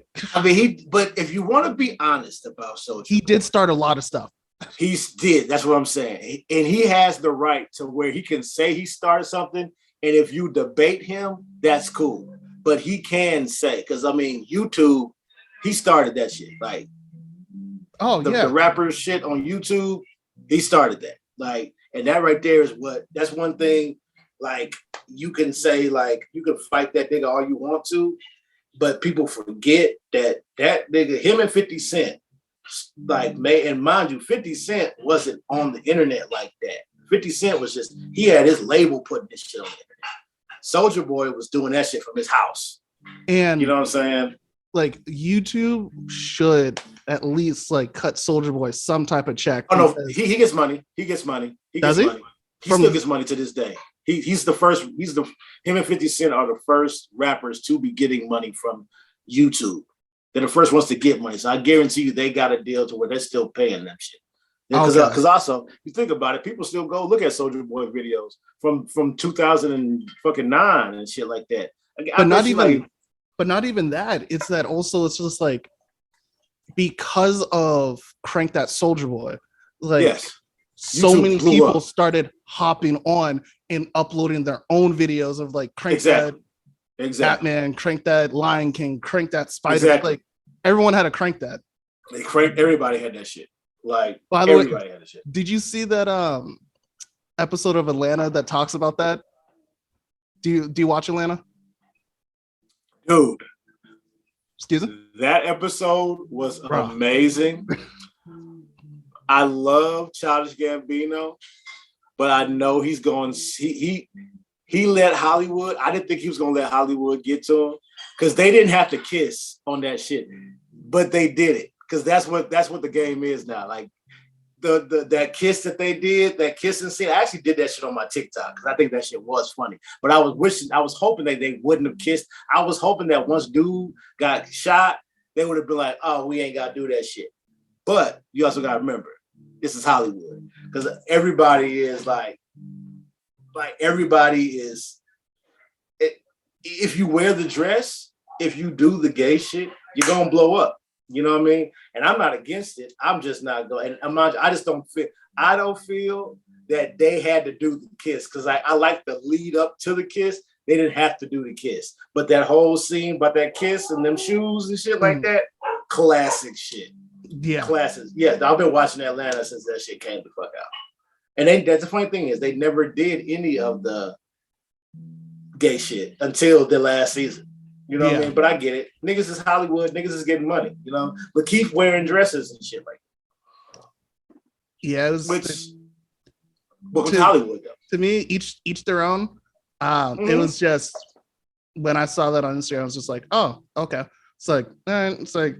He's always been a little bit outside the lines. He's a theater kid. He's a theater guy. He's a theater guy. Like he was doing theater when he was a kid. He was doing theater in high school and shit like that. You know what I'm saying? But like, no. But Atlanta, surprisingly enough, he said that he never took acting classes. He taught himself how to act from online. I mean, he's that type of guy who's like, he'll say that shit and be lying. To me, yeah, okay, he's that guy. Like he's the weirdo who will be extra weird just to make you just to see where you stand, just to troll your ass. Exactly. He'll troll you and be like,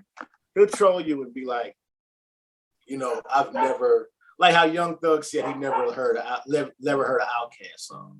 We know that's a damn lie. There ain't no way in hell that you from Atlanta and ain't never heard an Outkast song. You know what I'm saying? Free Thug too, but Thug is fucked. That's sad. But fucking like all of them. Yeah, What was it? YSL? YSL. I mean, why do you think QC just got bought out by Scooter Braun? You know what I'm saying? Like that right there let me know like, oh, they're about to change the whole game because they just Scooter Braun is the nigga is the white guy who found Justin Bieber. You know what I'm saying? And he's not just white, he's Jewish. So he know what he's doing. Mm-hmm. But anyway, Lakeith is don't go ahead and get my show canceled. Yeah, exactly. We're gonna stop that. So, but yes, I do watch Atlanta. This last season was amazing. I agree with everything they did. You know what I'm saying?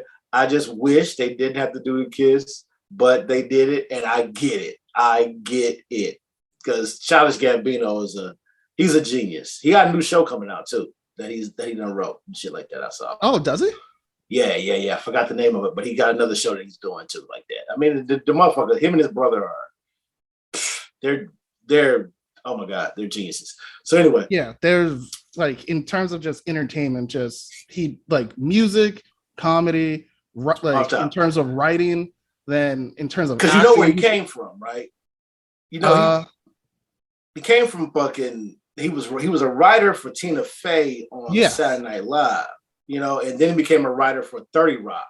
Yeah. You know what I'm saying? Like Childish Gambino, he was Donald Glover at first. You know what I'm saying?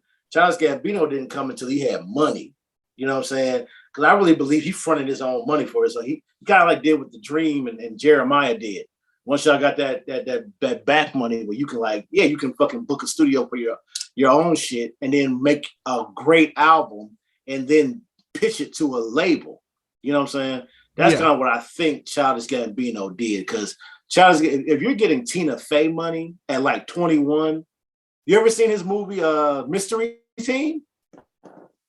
Check out Mystery Team.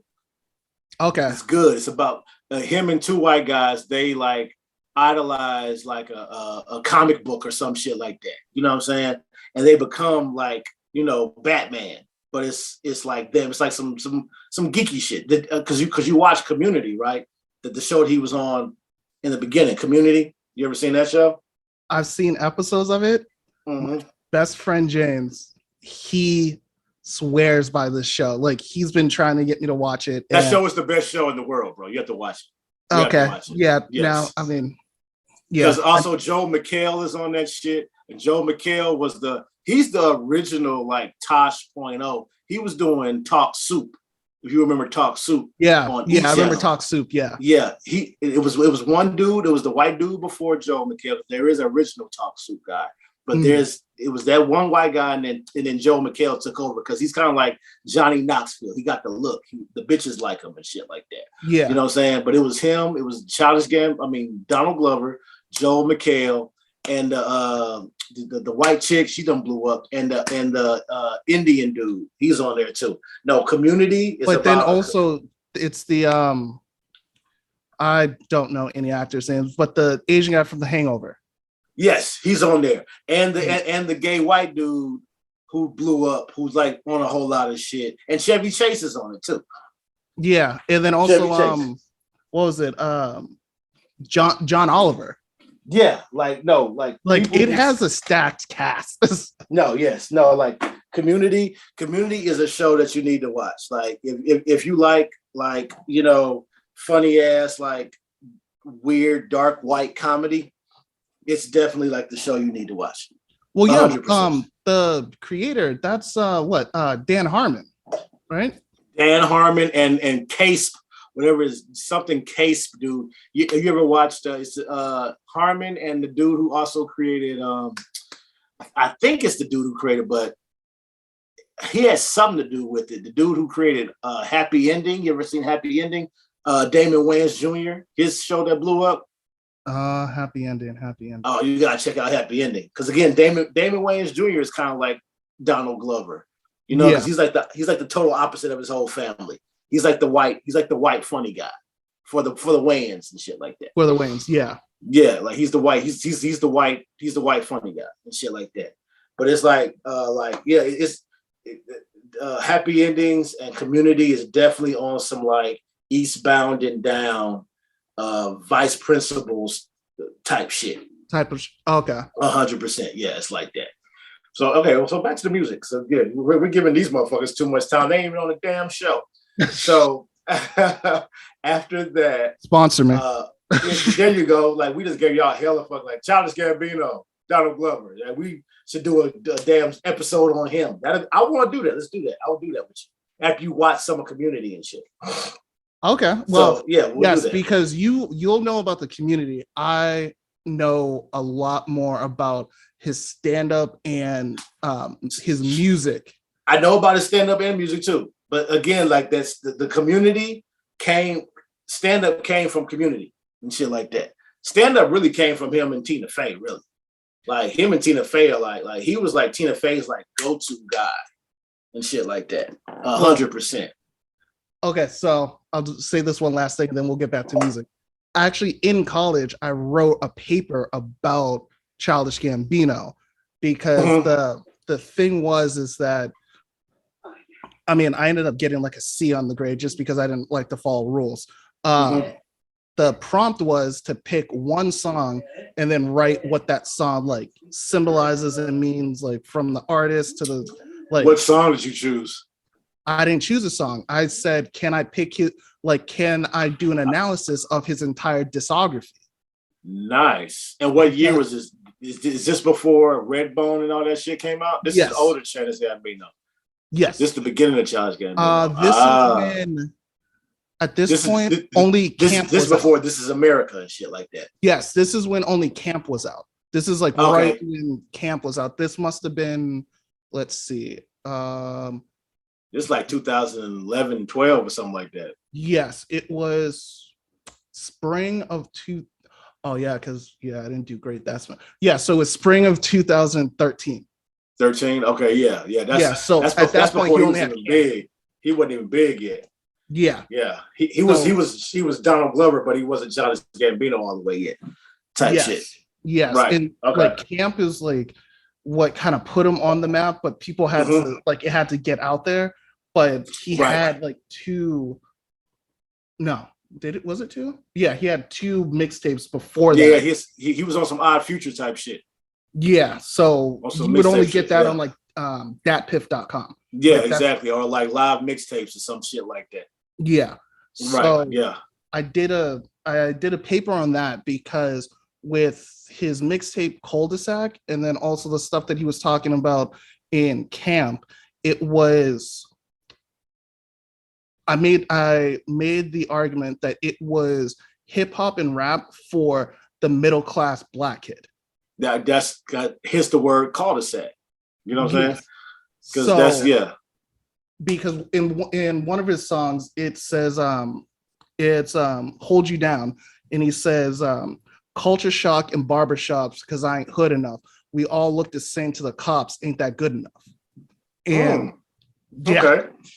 So I was taking quotes from different songs and showing it's just like these are the types of things that he's talking about, and this is why it's important for this type of diversity of music to be out in the zeitgeist. And she gave me I think it was a C- for it because that's not bad. That's not bad for that time. Because also, like, if you were to do that shit now, she said that it was a great paper. I just didn't follow the prompt. Yeah, but you said you also like don't follow rules. So, but I also said to her, it's like, this is what I'm going to do. Like, this is how I want to write it because I think it would be more impactful and a better paper. Yeah. Plus, you didn't fail, so that's cool. Oh no, I still failed that class. I just didn't show. I mean, you didn't fail the paper. That's what I'm saying. Yeah, you ain't failed the paper. I mean, the paper was A+. She just didn't like me. Yeah, I mean, and plus you were also doing something because like you're talking about in an era. I'm gonna hide this. It's not gonna be too much of this, but you're talking about an era where you can if you want to. I mean, it's my. I prefer not to Okay. like put that shit on camera. We don't need to do that shit. Okay. But you're talking about a day and age where that wasn't the norm. Now you would have got an A in that shit. You know what I'm saying? Especially also, you're talking about an artist who didn't have anything really like that. If you were to do that shit now, like Kendrick Lamar has a fucking Pulitzer Prize. You know what I'm saying? Mm-hmm. And Tupac don't. You know what I'm saying? But you could write a fucking like, you know, they're doing Tupac classes and shit. Now that because again, that was like, because I mean, even with This Is America, that's a different, that right there changed the game. You know what I'm saying? So like, you were talking about before Childish Gambino was even Childish Gambino. Yeah. You're talking about his like, you know what I mean? So like the fact that she even let that shit ride, in my head, you got an A because she could have said, nah, you ain't doing none of that shit. You know what I'm saying? So. Oh, even if she said no, I still would have passed in the same paper and I would have taken the F because it's like, you want me to reduce a person down to one song. That might be okay with some of the other artists that you listen to. It's just like, but I holistically look at. As you would have done ABBA or fucking AC/DC or U2, she'd have let T get your A. Yeah. You know what I'm saying? So like, that's the other thing. Like you gotta remember, like in that time period, life was different. You know what I'm saying? Like you can't write a fucking back then you couldn't write nothing on no rapper. You know what I'm saying? A rapper, the fuck? Like you can write shit on Kanye West or Jay-Z right now and get a fucking A in that shit. You know what I'm saying? That's I don't know about Kanye right now. Oh, you could. If we talking about the old Kanye? Old Kanye, and also you got like, you know, what he's doing. You got to remember, we're talking about a man who's seen more money and more doors than we as Black people have ever seen. That's the other thing. We'll get to that because again, that's the last person I'm going to talk about who I played for, and I can give you the. I kind of seen what it was. I ain't gonna lie. I kind of seen what it was. So yeah, we'll get to that because again, like. He also taught me, like, I used to want to be a billionaire. I used to like shoot and like write affirmations. Like, I want to make $1 billion. You know what you got to do to make $1 billion? And mind you, we're talking about $1 billion. You're talking about $1 billion after taxes. So that's like $2 billion. You know what I'm saying? You got to do a whole lot of shit to get. You got to like deal with a whole lot of different people. You know what I'm saying? Like, me even dealing with this drum shit, trying to be the fucking Black drummer shit and all that other shit. I've had to deal with people like I never thought I would deal with either. And like honestly, like a lot of people don't deal with me anymore. You know what I'm saying? Like I got kicked out of a lot of shit too. But even one thing I will say, like the people who did kick me out is still I don't have to watch them. They at least respected the conglomerate to where I ain't got to watch them still getting it. You know what I'm saying? Like they've gone to other endeavors. It wasn't like, okay, I'm done with him. I'm gonna keep doing my music shit. You know what I'm saying? Because this shit'll fuck you. Like, because I like even when I get to Waka, like Waka don't rap no more. You know what I'm saying? Like at all. Because he saw what the game is, and he's a real ass nigga. He don't like that shit. Isn't he like a full vegan now? He's a full vegan. He's a fucking farmer. He's into Bitcoin. Like he's a business guy now. Yeah. Like straight up. You can see more of him talking about business than you hear a fucking mixtape or album. He ain't put out an album. There is no Flockavelli 2 out at all. You know what I'm saying? We'll get to that. We'll get to that and that. So because I'm almost there. Okay. So bang. So, but shout out, Cass. Shout out to Gambino. We're gonna do a again, like dig. This is something we can do. We can do this more than just this time. Oh yeah. So you're gonna be a recurring guest. Yes. So we can do that. Just give me the topic. So, but now it's about me. Back about me. We're gonna go. So B.O.B. So then after that, you know what I mean? Went back with Big Heat and Alien. You know, That went till 2011. All right. So now 2011 hits. So here's where we can get into Waka. So 2011 hits, and this is another thing, like, because I understand, like, the newer generation, they don't believe in waiting. They don't believe in, like, having to wait your time, and also put your 10,000 hours in, your 10,000 hours. Mm-hmm. Like, I watch a lot of reality TV. It's a show called Family Karma, about a Indian, like, friends and family type thing. And one of the ladies on there is like, she's like 31 or something like that, 29, something between that. And she's like, I want to be like Vera Wang, but I don't want to get on at 50 like Vera Wang did. You know what I'm saying? Yeah. It's like, how the fuck can you want to be Vera Wang, but then diss Vera Wang at the same time? You know what I mean? Like, because again, the younger generation, they're not used to, because they're all like, motherfuckers is getting, if you're a video game player at 12, you can be making $1 million at 12. You know what I'm saying? I come from an era, I'm 40, you're 30 what? No, I'm just 29. You're okay, I thought you was 31. So you're 29.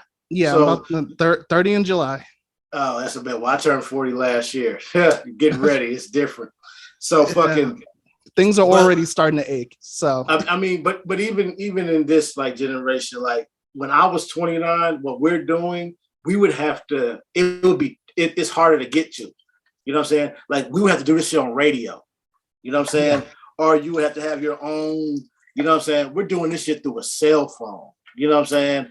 Like, and I get, like, where the because again, like, shit is so easy, it's easy accessible. You know what I'm saying? But, like, she was like, I was like, we're talking about fashion. Internet ain't got shit to do with fashion, my nigga. You know what I'm saying? Like, you can't say you want to be Gucci and then be like, but Gucci got on at 70. I want to get on at 22. You know what I'm saying? Mm. So, like, and mind you, like, what I'm doing also, again, like, first and foremost, it's about the journey. People forget, like, it's a journey. But again, like, y'all generation, it's again, my generation made it easier for everybody, because I'm 40. Mark Zuckerberg is what, 38, 39? Yeah. You know what I'm saying? The creators of Instagram are 38, 39. You know what I'm saying? And even Mark Zuckerberg owns Instagram now. You know what I'm saying? The people who invented Twitter and all that other, like, all the social media shit, they're my age. You know what I'm saying?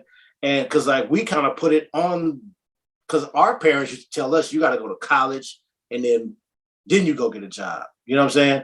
Mm-hmm. We started to where the generation after us, you ain't got to go to college, man. You know what I'm saying? You ain't barely got to go to high school. Like, nigga, like, to be honest, like, LeBron's 37, 38 or something like that. And he's like the real epitome of where, like, now, like, because even when Kobe came in, people were like, well, can you really come in from high school to go to the league? Because even Kevin Garnett came in, and people really didn't, like, give him his praises that he got. The original motherfucker is Moses Malone, and it's another nigga before him. But Moses Malone is the first to come in. Again, Philly motherfucker. He's the first, like, one I knew about coming in from high school and shit like that. And Moses Malone is like the 70s and some shit like that. Yeah. So let me ask you a question. That do you think that with my generation, could you look at it this way? It's just like, it's not necessarily that it's like, yes, some people want instant gratification, but also when they look at the people that went before them, they see a lot of unnecessary struggle and gatekeeping to the extent where it's just like, I first and foremost, I am happy for the instant gratification, because again, my generation created that shit. You know what I'm saying? We made it to where you could get instant gratification. You know what I'm saying? Because we fought for that shit. One thing I do say, though, is, like, the younger generation, just know, like, your history, and know, because again, they didn't have, first and foremost, you can't say somebody in the 70s was just, like, taking it like that just because they didn't want to, because again, it wasn't first and foremost, it wasn't other black people up there showing them that they could do it. Because also, you got to remember, when other black people up there showing them that they can do it, you got to remember, we're in America. This is a white fucking country. So like, that's also the white man saying, really? yes, I thought we were a melting pot. exactly. You know what I'm saying? Like, you know, Jay-Z and Kanye are the shit. They're billionaires.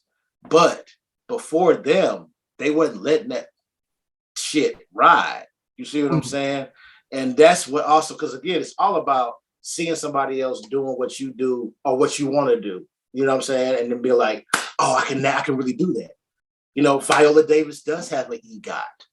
You know what I'm saying? But we're watching her get the EGOT. You know what I'm saying? Yeah. Like LeBron James is surpassing Kareem Abdul-Jabbar, but the NBA logo is still Jerry West. You know what I'm saying? Yeah. Like, you know what I mean? Like, also, just a sidebar, he looked shook at that game. No, I mean, again, you gotta pass along the torch because somebody's gonna come for your shit. Like, that's why people ask me, why do I still practice? Like, because there's another I have to be number one until I die. You know what I'm saying? Because it's easy. Because again, it's easier. Like so many people have sent me the little girl when I first started practicing drums. And mind you, she's also her parents are musicians and she's not from America. But the little light skinned girl, you know, like, and I fucks with her. I follow her. I love everything she's doing. But a little person in me is just like, damn, I wish I could have had that when I was younger. You know what I'm saying? Because if my journey being filmed, I'd have been famous as fuck by 15. You know what I'm saying? Yeah. But again, I didn't have that. I didn't have a way for me to be in my room, you know, film it, and then give it to the masses. And maybe somebody famous can see the shit.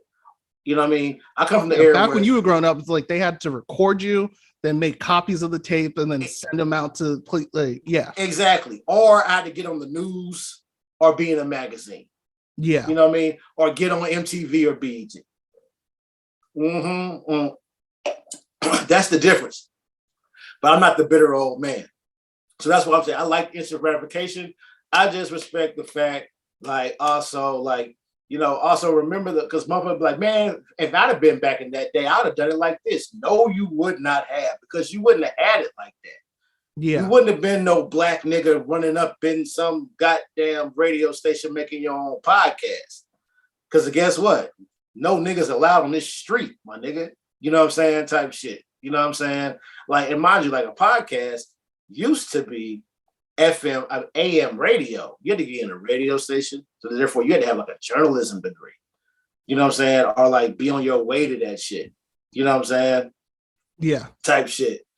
Like, even to get the microphone, nigga, you went to Guitar Center for that shit. Back in the day, you couldn't just get that motherfucking microphone. You know what I'm saying? You had to be somebody who knew somebody or like have like $10,000. You know what I'm saying? Type shit. Like that microphone now that you paid $500 for, back in like 5 years ago, that shit was like, you know, about nigga like 4 or 5 stacks. And 10 years ago was like $10,000. You know what I'm saying? Type shit. Or you knew somebody to get it. You know what I'm saying? Or you knew to go to Guitar Center. But even if you went to Guitar Center, it still wouldn't have been that cheap. You know what I'm saying? So like I fucks with the instant gratification shit. You know, I'm just glad that I'm not from that era, because I would have been I'd have been a little bit more famous, a little bit more rich, but also have been on more drugs off top. Because again, like I'm coming from the era where like there's 2 things from my era that is totally different than this era. We were just smoking weed, and we were also talking about wearing condoms and shit. This new generation, they're talking about smoking weed, doing activists, doing lean, doing Molly, smoking backwoods also. Like, so that makes your blunt like this long. So you're smoking a 3.5 or better. You know what I'm saying? That's high as shit. And you're on all types of other drugs. Young niggas doing Cialis and Viagra. You know what I'm saying? Like, that's a regular thing for niggas under 25 and shit. And over 25. You know what I'm saying? Like, that's a regular thing for niggas under 50. You know what I'm saying? Like young motherfuckers, niggas in high school are doing Cialis and perks and all that shit. You know what I'm saying? It's a different ball game now with drug shit. Like we was like, oh nigga, all we do is weed, and if we do anything else, we don't talk about it. We knew DMX was doing drugs, but he wasn't talking about like doing all the extra shit he was doing. Yeah, I mean, we knew he was too busy barking, so it's just like, all right, he's on something. But we don't know, and also therefore he's not promoting it.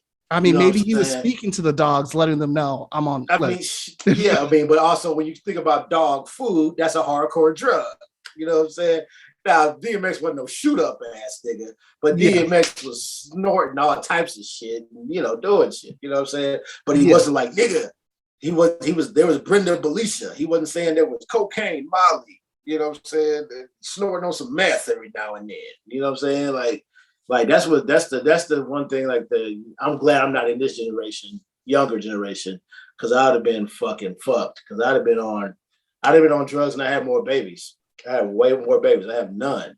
You know what I'm saying? One abortion under my belt, and that was an agreed one too. It wasn't like you gotta take her. Like, luckily, she was older, and she was 19, about to turn 20. I was 18 or some shit like that, and she already had a kid. So that's the only real reason why she ain't had a motherfucker. You know what I'm saying? But again, it was still I wasn't for that.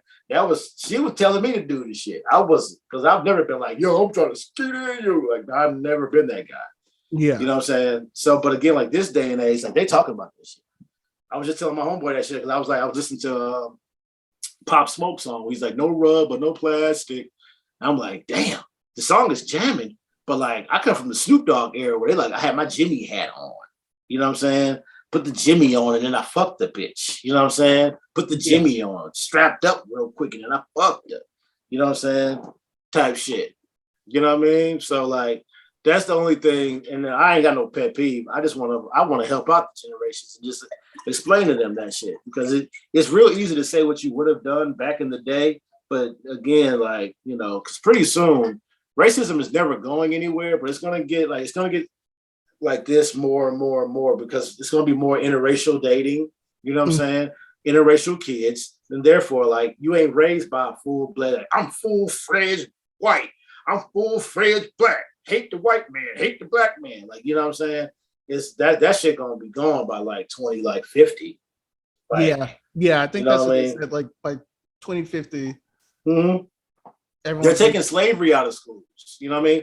They're just starting off with like Martin Luther King and shit. Like, and then, the longer and longer it goes. Well, they shouldn't do that. They shouldn't. No, they shouldn't. They shouldn't. But it will change the younger generation's perspective, though. And mind you, like, once it's like, because pretty it's like we're going to be a rare breed, just being full blown, just this color. You know what I'm saying? Like, this color is going to be like old school and like in 2050. Like, oh, you all the way black? You know what I'm saying? Well, I'll say this. I'll agree with them taking slavery out of the history books. As long as y'all give us that, they talking that reparation money. They give motherfuckers reparation money, and I'm talking about goo wads. Yeah, I mean, I'll let that ride if y'all do it like that. I mean, I'll say this, and it's not, well, in some. I must keep giving out my history, but if y'all do the reparation, mind you, I'm gonna be dead. You know what I'm saying? But so in reparations, in terms of just like a monetary compensation, that does, in my perspective, it does nothing, because if you don't have the infrastructure to actually put that money to work, you can give reparation monies on compensation on Monday. I mean, but when it's all back in the hands of white people. I mean, at least, and I'm talking about tax free. That's the first thing. At least,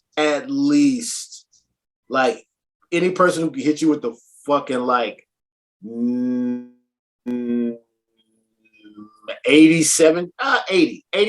all black, because ain't none of us all black. You know what I'm saying? But we can hit you with the 80% all black, and if you could really like tie into us being, I'm talking about at least like. Well, I mean, I wouldn't get it. I'm not 80%. What are you? How are you not 80%? What's Uncle Kent? Your mom is light skinned, huh? Well, yes, my mom. My dad blames it on my mom, but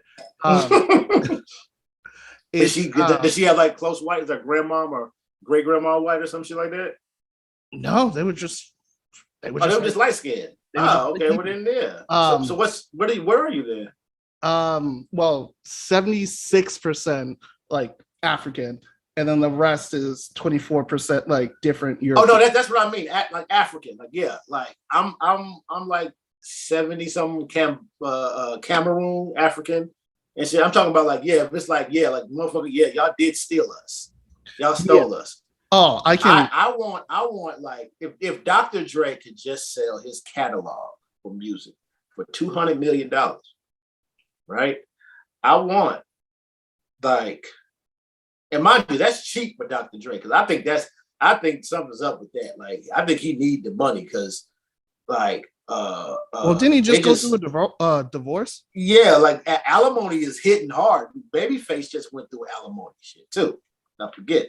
But again, I think people like again, divorce is like it's hard to be just a full blown married person in this social media era.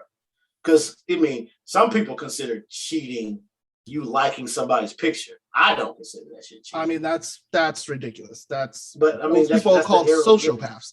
Yeah, sociopaths, social media. It's all tied in. You know what I'm saying? I Like mean, that's liking a picture. Like, oof. that's where we're at though. Because We can also do a again, whole episode about that. oh, bro, because that's all about dopamine. I'll give you I can give you the pros and cons because I get it. I'm just glad that I'm not that. Because again, you're not that old. If you were 4 years younger, though, you might think like that. You know what I'm saying? But again, like you also were raised by OGs, though, too. Like you didn't hang around young motherfuckers. You hung around older motherfuckers and smart motherfuckers. You know what Yeah. I'm saying? Type shit. Like, but like, yeah, like I know motherfuckers your age who'd be like, yeah, like, no, I can't like no pictures. She can't like no pictures either. You know what I'm saying? Type shit. Me, I don't give a fuck. First and foremost, I ain't even gonna see that shit. But also, I'm a little bit different because I also have like I don't have a regular life. You know what I'm saying? So if I had a regular life, I don't know what I'd be saying. You know, if I worked at fucking Barnes and Nobles or a fucking like just a good corporate job, I might have more time to look at what you liking liking on. I don't care though. And having like you said, having like those type of normal jobs, I think Yeah, that with especially with Instagram, it's a form of escapism. So like you yeah, can yeah. vicariously live through Through other somebody people. else. Yeah. Yeah. I mean, and that's the beauty of the shit. You know what I'm saying? Because also you can go and live because we come from an era, because you even come from this era where you had to be on somebody's fan page as a website to see their everyday life. But Yeah. before that, you couldn't see people's everyday life. Like I can see Snoop Dogg's everyday life because he puts up stories and he puts up posts on his page. But I come from an era where like I didn't know what Snoop Dogg was doing unless it was on MTV, BET, or before TMZ, Entertainment Tonight or some shit. Yeah. You know what I'm saying? Or the news. The only time Snoop was on the news back in my day was during the murder trial. Yeah. You know what I'm saying? Like, and then after that, it went into like you said, the fan page, and then the first one to do it, the real OG, yeah, MySpace. Yeah, MySpace. But mind you, MySpace again, still I don't consider MySpace full-blown social media, but I think social media is when the phone hit. Because MySpace, you had to go to your house, hit your dial-up, and then go and the computer at the crib. You couldn't take MySpace with you. You know what I'm saying? And I think that's where I fall in the transition of it, because when MySpace started, also my parents they got me the prepaid phone until like I went to, I think it was like middle school or some shit like that. Yeah, like eighth grade. That's when I finally got the Sidekick. Ooh, that Sidekick. Oh, the Sidekick was, man. Yeah. You knew you had a hot chick too if she had a sidekick. Oh yeah. All the chicks I fuck with, like a chick who had a sidekick, she had like a fat ass and she was like good to fuck and shit. That was the telltale. My first sidekick chick was my girlfriend Tia in fucking college. Yeah, she was sidekick. She put me on the sidekick. I didn't want it though. I've been droid, since day one of Droid, and before that, I was Nextel flip phone. I was BlackBerry after Nextel. I was BlackBerry. Okay. BlackBerry's. I don't even think they make those anymore. No, BlackBerry stopped in like 2018. They stopped. They had a good run. Hey, they did. They did in the era of smartphones. If you still they're in the beginning of smartphone. I have to say before it went BlackBerry to iPhone. Unless iPhone came out first, but I never had one. You know what I'm saying? So like, yeah, I think Blackberries were first, and then iPhone. Yeah, BlackBerry was before iPhone, I think, right? Yeah, because the thing was because it was still like a manual keyboard, and then when iPhones came out, it's just like we can touch the screen. It's like exactly, exactly, right. Because it was Sidekick is really what did it, because you flip it out and shit. And you type this shit. You can flip it out, and Droid you can fucking push up. Remember, you can push up the screen and type. You know what I'm saying? Oh type yeah, shit. yeah. You know what I mean? Yeah, that was the droids I had for a long time. But so where I fit in like the millennial spectrum of it is that I was at the tail end of dial-up, and then at the beginning of like the smartphone. The beginning of smartphone. Yeah, the beginning of smartphones where when you're Sidekick, you could pull up MySpace. Yeah, if you remember, it took 5 board, minutes for the motherfucker to load. Like the two-way pager. That's the original Sidekick. Remember the Motorola two-way pager? Jay-Z, Motorola two-way page me. You know what I mean? That was the first like. I think I'm a little bit too young for that one. Yeah, you might be. That was like 2000, 2001. Yeah, but that you were still alive though. But that's what I'm saying. Like, because the funny thing is, like, people might be like, we're not millennials. We're honestly the first millennial because we're the class of the millennial. Yeah. I'm class of 2000. You know what I'm saying? So, like, but I'm not a millennial. I birthed millennials. You know what I'm saying? Because, like, the average person my age has a kid, you know, close to your age, but also, like, all the way down. You know what I'm saying? I know 40-year-olds who got like, 25-year-olds and shit like that. You know what I'm saying? Okay, yeah. Damn. I mean, having them at 16. You know what I'm saying? Okay. I just did the math real quick. I was like, that's a young age to have a kid. 16, 15. Like, we're also like kind of like the era that spawned of where like 16, 15, 14, like don't really shame and hardcore hit them because like once 16 and pregnant hit, I was like 21. You know what I'm saying? And I'd been seeing like 16-year-olds, but it would be like, you would be shamed, like 16, you're pregnant. What the fuck is wrong with you? You know what I'm saying? Like now, that shit, it's not shamed upon and shit like that. I definitely know motherfuckers who got 20-year-olds, 18, 19, 20-year-olds and shit like that. You know what I'm saying? And been having to like deal with them during the whole, like also because they were born and then you got to get your kid a cell phone and shit like that type shit. You know what I'm saying? Like especially in the era that we live in now, it's just like, you have to get them a smartphone or else, you don't have to. I mean, you either get them no phone or a smartphone. And then you monitor it and turn it off and turn it on and shit like that. You know what I'm saying? So like we're in a place where it's everything is accessible and available. And the problem is that we need to distinguish whether or not those things are acceptable for certain ages. It doesn't matter if you accept it or anything, because they're gonna find it anyway. So like, and that's why I'm also glad I don't have kids, because it's like, I don't know what my kids would be doing, but I'd be like, because again, like, if your kid has a cell phone, they can even see porn. Like, our parents used to hide us from porn. We had to go find it on our own. You know what I'm saying? We had Encyclopedia Britannica. That was my Google. You know what I'm saying?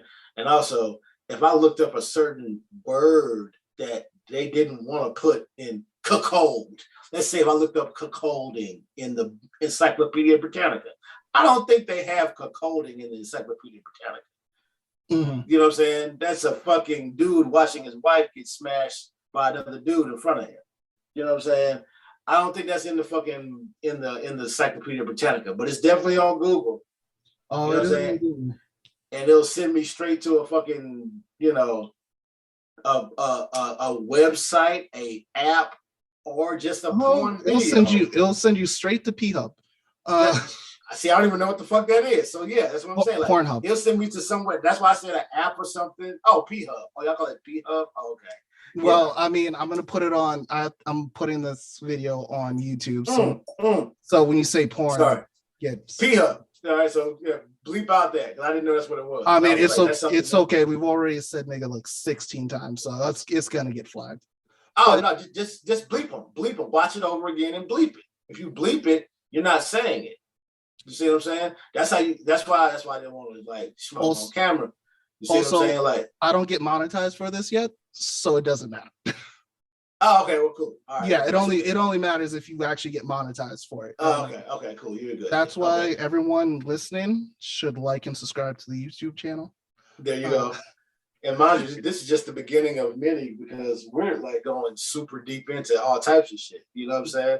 Yeah. And this is not even like this is just me talking to you about my life. You know what I mean? We ain't even gotten into like the conspiracy shit. We'll do that next time. You know, for the record, we're still on the first question. Yeah, exactly. Well, I think second or third. You know what I'm saying? Straight up, because I'm still on who I played for. So that's third. No, yeah, this is still the first question.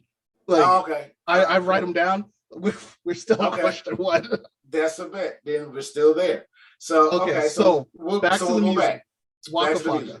Waka Flocka. 2011 Waka Flocka. 2011. Don't know what the fuck my life is going. Because that's how we got into it. Because I'm like, you know, the process. It's harder. It's different to have a process back then than it is now. Because my process now would have been, you know, I'd have had 1 million followers on Instagram. You know what I'm saying? Because I would have had an Instagram at like high school. I didn't have an Instagram in high school. I'm glad I didn't. Also, I'm glad my followers were real people who knew me, who called my house phone. You know what I'm saying? Oh God, calling a house phone was nerve-wracking. Bro, exactly. So, Flocka, we got down 2011. I'm like, me and he done split up. And I'm like, I don't know what the fuck I'm gonna do. All right, what's the next move? You know, hit you with the DMX. Lord, give me a sign. You know what I'm saying? Mm-hmm. And just keep playing. All right, that's a bet. Keep playing. B.O.B.'s manager, B. Rich. Shout out B. Rich. Brian Richards. And he's been in Bob's songs where B. Rich pull up in that rooster.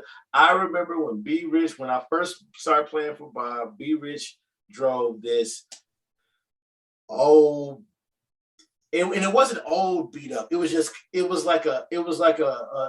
only beat up because you could tell he'd been driving it everywhere. But it was like one of them low, like B. Rich. I met B. Rich in 09, 08. So he might have had like an 05, 04 Benz. But like it had like the kit on it, so it was like he fucked it up a little bit because again, driving in the streets of Atlanta, I know he fucked it up. So and then like fast forward, like this nigga Bob is saying, "Be Rich, pull up in that rooster," and the rooster is a Ferrari. You know what I'm saying? I don't know if Waka Flocka came up with that term, rooster, calling it Ferrari, because he has a song called "Rooster in My Rari." But like people started calling the Ferrari Rooster. But I saw him go from like, you know, beat up Benz to like high class Benz to Ferrari and shit like that. Wait, now you have me thinking. Now I need to ask a question. Rooster and my Rari, and if they call Rooster and my Rari is getting in your Ferrari. Getting head in your Ferrari. There we go.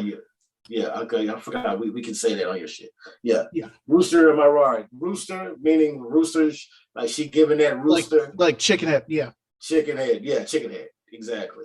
So yeah. Wow. But people will also call Ferrari later on after that song Rooster. Like, oh shoot, I got a rooster outside. Oh, you got the Ferrari outside. Rooster, am I right? Type shit.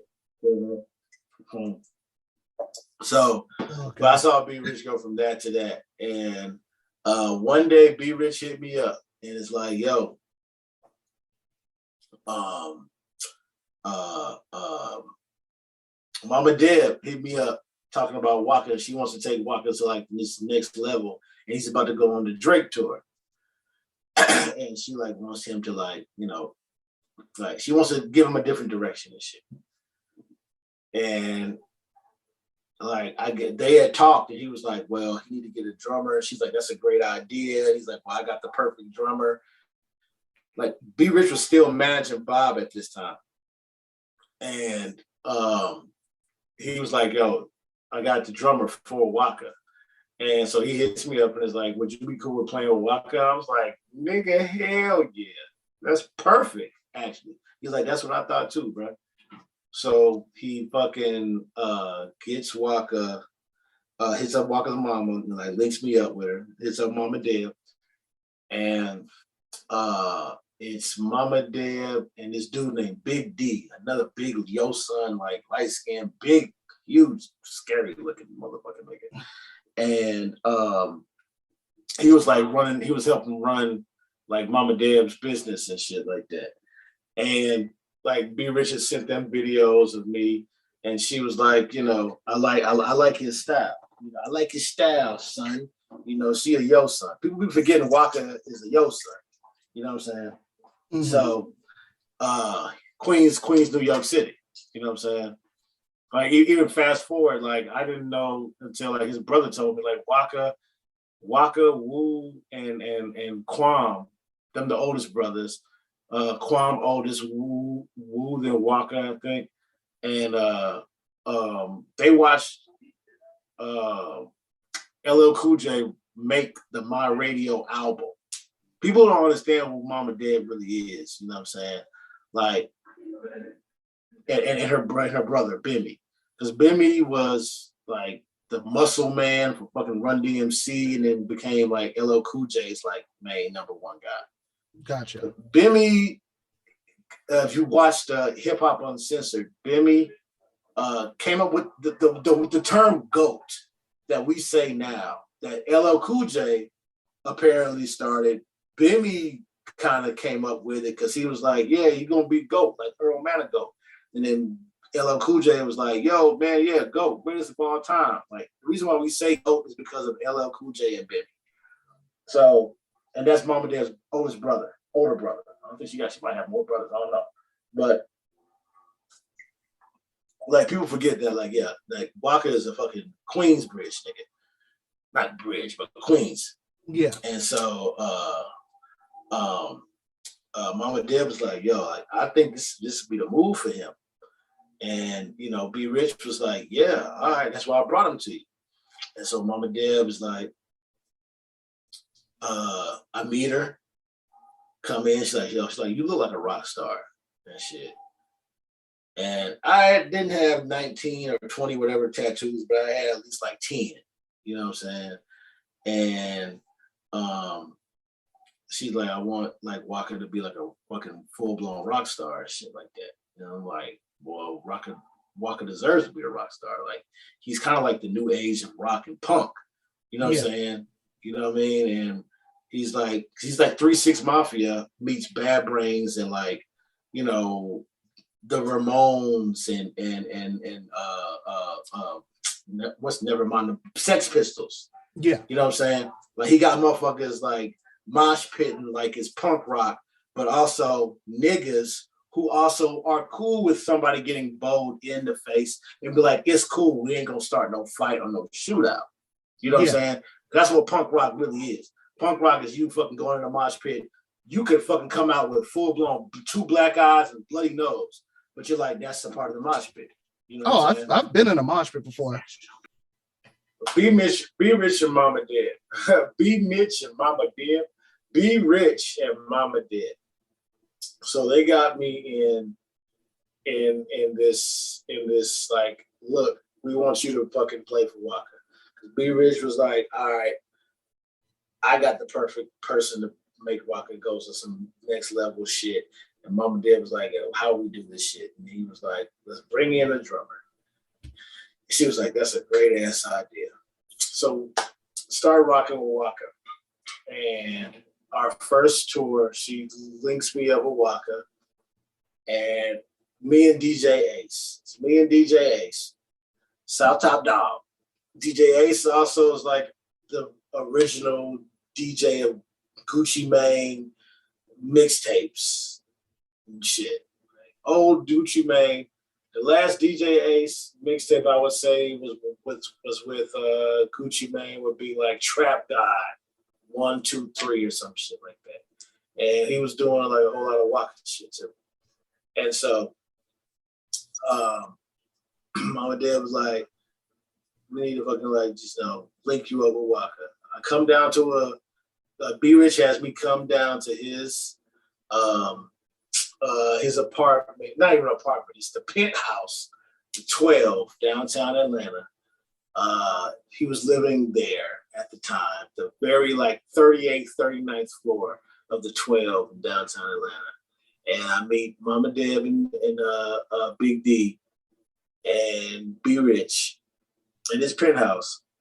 And we, set up like practice and shit.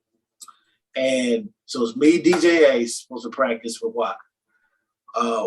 Me and DJ Ace show up at this, and the funny thing is, it was like Waka got locked out of the practice because he came like 20 minutes late and shit like that. Which he didn't. It wasn't late for him because we had to like vibe out anyway. Me and DJ Ace, but again, he only got locked out because we weren't in a studio. We were in the back of like a run and shoot, but it wasn't run and shoot, but it was like a run and shoot type thing. You know what I mean? That had like basketball up front. But, like it was a club in the back somewhere. And like he was trying to get in and like knock on the door, but we were so loud we couldn't hear him. So me and Waka never met before our first show. That was like the practice for our first show.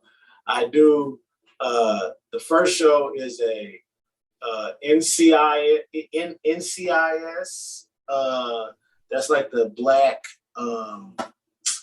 HBCU tournament or some shit like that. And it was a Rick Ross show. It was 2012. Okay, because I was about to say NCIS is a show. Yes, but NCIS is also a basketball. It's a basketball shit in North Carolina. It's a North Carolina basketball like tournament. Okay, you know what I'm saying? It's like North Carolina. Yeah, sports. Yeah, it's like the reason why NCIS has music playing is because it's like the weekend of a tournament for HBCU basketball shit. Okay. Mm-hmm. It's like the fucking, really like the fucking like NBA finals of HBCU basketball, or like mid finals or some shit like that. And so like we fucking like, yeah, we because again it's that weekend. It's like NCIS and NSIC and NCIS whatever finals weekend, and we do that shit. And I start playing at the sound check. And I'm playing at the sound check, and me and Walker haven't played yet. And funny, okay, so the night before, I get on the tour bus. Because I get on the tour bus like around 12, 1 o'clock in the morning. Because I meet them at Eagles Landing. And I show up with a bottle of Jack Daniels, this size. You know what I'm saying? Cheers to the fucking Brick Squad. R.I.P. K.O. Red. Brick Squad. Squad. So I show up with this bottle, that size, just walking on the bus. And it's Waka, R.I.P. Cello, who's passed, one of his security guards, Bear, and like G-Boy and maybe Quam. Wasn't everybody there yet, but it was like Waka, Cello, Bear, Quam, and G-Boy maybe. Because they be the late night drinking up niggas. Mm-hmm. And get up on the fucking bus, and I walk up with the bottle of Jack, and they like, oh shit. Yo, you gonna fit in well with us, because they're drinking and smoking too, like Remy Martin. This is when Remy Martin and Remy Martin White was popping, 2012. So they're drinking that shit. And we drink the whole night. riding up there until we pass out until like, it's like 1 o'clock, like 5, 6 o'clock in the morning and shit like that. Wake up, you know what I'm saying? Showing sound checking until like 3 or 4 o'clock. So then, like, I don't even see them motherfuckers until sound check. I'm passed the fuck out. This is my first time on a tour bus too, so I'm just like, I'm sleeping in the bunk. Like, this is where I need to be at. I used to go to sleep all the time. Like, I would close my eyes and be like, think about a bunk that I would be in on a tour bus. And funny enough, that was the same bunk that I was sleeping in once I joined Waka. Because I started off on the top bunk, but I ended up on the middle bunk because I worked my way up to the middle bunk. Because the middle bunk is like if you're in the middle bunk, you topped off. All the middle bunks, because they're bigger, because they have more space. You know what I'm saying? So like the top bunk and the bottom bunk, they're kind of like, be there. I mean, it's cool being there, but the middle bunk, like you have at least like 4 inches more space than the top and the bottom. Gotcha. So but my first, like, I used to go to sleep thinking about I didn't even know what a middle and top bunk. I thought they all were the same.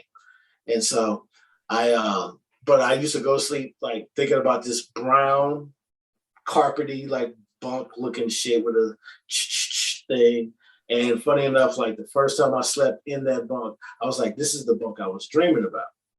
And so that was Waka. And Waka owned this tour bus too. He wasn't renting this tour bus. This was his, like, damn, if he still has this tour bus, I'll buy it off his ass. So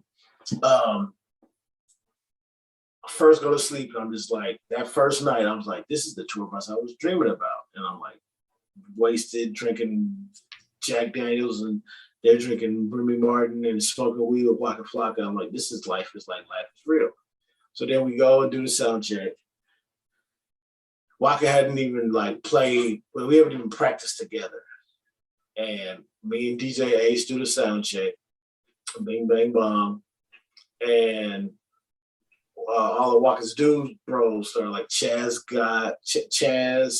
his name Gotti, I think it's Chaz Gotti, but Chaz, Kenny B, shout out to, and you know what I'm saying, Brooklyn Mike, who was like their uncle through like Yo Son, New York City, and also a barber. And Dunk was dead, so R.I.P. Dunk. But Kenny B, Chaz, Wu, Kwame, because Kwame and Wu, nobody from the squad has seen me play yet. Just DJ Ace, South Top Dog. And we do one song for fucking sound check. And like even the fucking sound people are like, this is gonna be the craziest show ever. And all his dudes go back and get Waka, like, yo, come on, like, nigga, come do this sound check. Because mind you, like, Waka was just gonna see what it was during the sound check. So he comes in early, seeing sound check. He's like, all right, that's a bet. Hey, can I pause you for a second? During sound check, with you, doing you, do you do that during sound check as well, or do you I wasn't standing up and all that that shit. No, I wasn't standing up and all that shit, but I was going ham though. I was like, you know what I'm saying? I was doing everything but standing up though. Okay. I will say that. I was doing it, but also like he already knew I stood up because Mama Deb had showed him like footage of me and shit. Okay. Because at first Waka was like, I don't need no drummer. He was like, I don't need no drummer. And he was right. Like he didn't need it. It was just a nice extra oomph to it. You know what I'm saying? But like he didn't need it because he was already like, I'm good. But my Mama Deb was like, J. Cole and Drake about to have a band. You know what I'm saying? Like, you need some type of band shit. Because even like when we first got on the tour, Meek Mills hired a drummer like a week before, and he fired him a week after because he hired this white dude who looked like Travis Barker, who played like Travis Barker, like punk rock. But this is 2012 Meek Mill. Like, hold up, wait a minute. Y'all thought I was finished? Like Dream Chaser, the beginning of Dream Chaser. It didn't go together. Like he fired that motherfucker. Funny enough, fast forward, I found out that everybody. So could you say that that guy, he couldn't jam? He was a jam, but he couldn't play rap. He was a good drummer. He couldn't play rap. Okay. But I found out the last day on that tour that like, because I woke up early because I was used to wait. They're used to me waking up late. So I woke up during lunch and I heard them talking about like how everybody wanted me to play for them. Wait, lunch is early for you? Yeah, it's like 3:00. Yeah. So like I wasn't waking up until like 5 for like dinner and shit. Because again, like I'm, this is not my style. You know what I'm saying? Like this is not. I go to bed at like fucking 5, 6 in the morning, any time zone, any fucking place. Or it could be from between 5 and 6 or later. You know what I'm saying? So, at that point, it's not late; it's early. I call it human hours. It's late for you, early for others.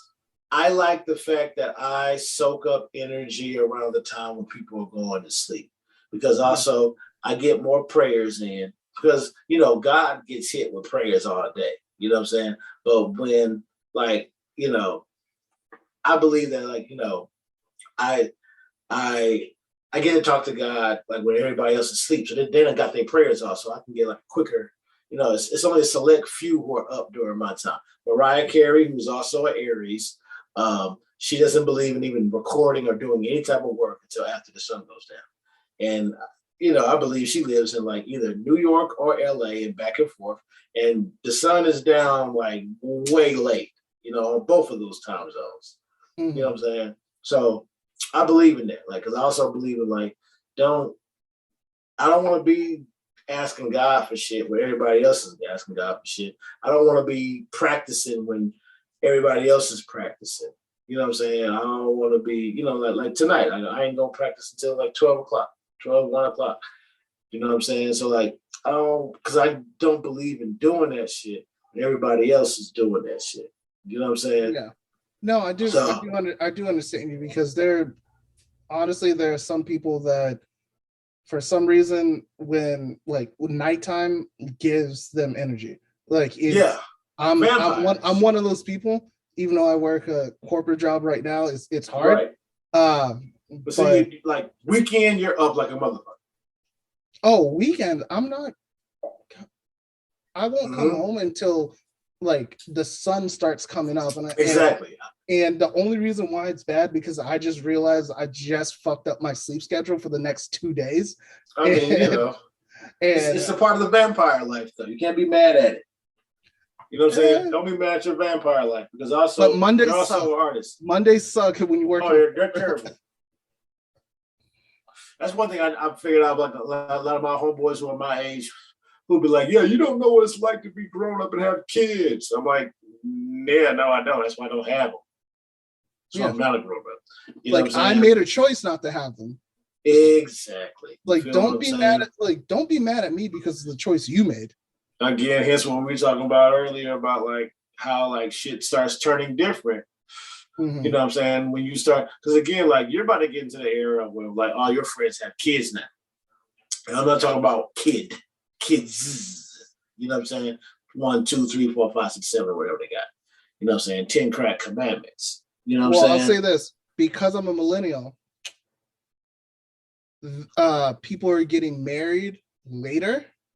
And I'll just say, with my group of friends, is that a lot of them that I've noticed is that there's only a few, but they've been with long-term boyfriends, is that they're getting married first before they're having kids. If they can deal with you first. You know what I'm saying? So for me, I don't think it's gonna hit until but I'm just saying 35. 35 is when the kids boom. No, 35 is where it really hits. You know what I'm saying? Right now, I'm still in the marriage boom. I got exactly. Come to this wedding. Last year, I went to 6 weddings. Yeah, see, my era was I went to way less weddings and just heard more people talking about having kids. You know what I'm saying? Type shit. But see, your generation is a little bit smarter, though, because also they also want to be bosses first before they even think about marriage or kids. You know what I'm saying? It goes marriage. We're not smarter. We're just poor. I mean, but still, you guys also be way kids more poor. Kids are expensive as fuck. That's what I'm saying. That's why people get dogs first.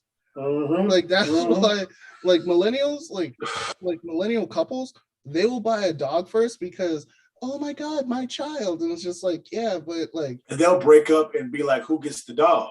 Yep. You know what I'm saying? So that teaches them, like, I'm not ready for marriage until I get 45. You know what I'm saying? Because even when, you can fucking, Janet Jackson had a baby at fucking 50. Like, now, if you have enough money, you can have a baby at 50. You know what I'm saying? Yeah, I was about to say, Janet Jackson probably bought a whole new uterus. Like, yeah, exactly. That's what I'm saying. And that's the new, and she just had a baby like 3 years ago. So, you know what I'm saying? So, like, yeah, that's another fucking conversation we could have later. So, that's a medical marvel. Not medical marvel. That's money, bro. Like money, like, that's money. Kim Kardashian, yeah, hot, but she bought her ass though. You know what I'm saying? And she just took it out too, and took her titties out too. You know what I'm saying? R.I.P. to her titties and ass. So, yeah, she did. You ever seen her? You haven't seen her lately. You gotta watch her. No, I don't. I don't have her on speed dial, so. I don't have her on speed dial either, but I don't even follow her, but it pops up on my timeline. So no. Yeah. So sound check. So sound check. Bam.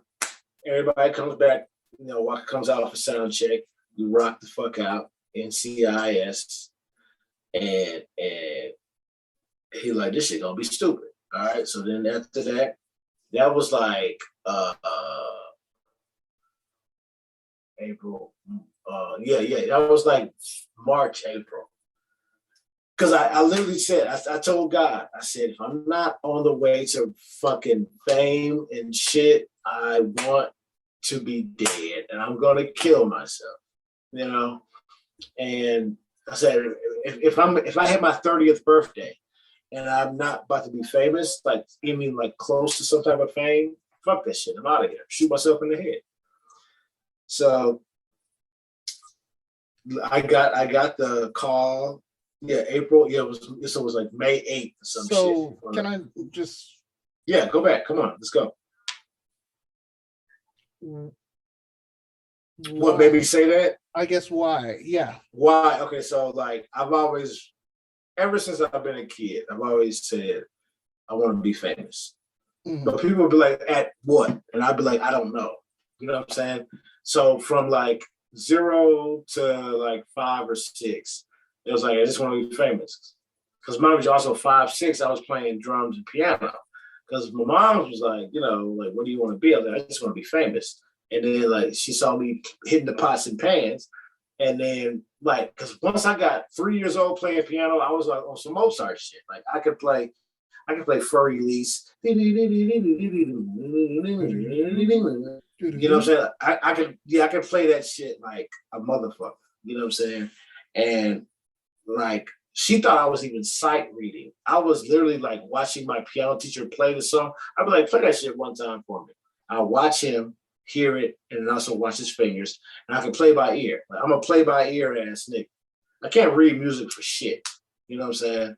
So as much as you said you didn't want to be Nick Cannon and Drumline, I was about to just say, I'm Nick. I was just about to say, I'm Nick Cannon and Drumline. You know what I'm saying? But again, he was only reading sheet music for drums. I was playing piano. That's my only difference. No, he didn't read sheet music. I'm just saying he was just doing drummer shit. You know what I'm saying? He wasn't playing. He couldn't sit down and play. He was freestyling everything. I wasn't freestyling shit. That's the other thing. I watched my piano teacher play Furry Lease, watched his fingers, watch where they went, and listen to the pitch and sound. That's totally different than Nick Cannon drumline. Because all you're doing is on. I think you just might have something against snares. No, I have something against a nigga playing one instrument, a piano, because you also have to remember, if you're playing piano, you're doing one hand, you're doing another hand. You have a bass clef and a treble clef, and you also have the pedals on the bottom. That's at least a 3-piece drum set. I'm going to say yes, because all 3 of those things you just said, I have no idea what the fuck you meant. So, yes. So how when you're going like this, where you're going, Yes. that is only on this finger, right? On this hand, Okay. I mean. Okay, on the right hand. On the right hand, because that's the treble clef. The treble clef goes from C, middle C. So middle C is when you see a piano, the middle of that piano is it's a C. It's like, you know what I'm saying, the shit right down there. Yeah. So middle C on up is treble clef, right? And that's okay. Also, you have to remember that there are people that are going to be listening, so you have to say either to the right or to the left. Okay, all right. So my right, I'm going like this. Yeah. This is my right hand. If I go up, if I go C, D, E, F, G, A, B, C, if I'm doing the regular scale and shit like that with my right hand, I'm going, you're going up, off to the right.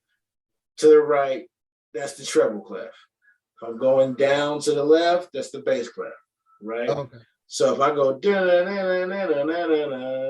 that starts up here on the right hand, but that do do do do do do do do do, that's the left hand. That's the bass clef.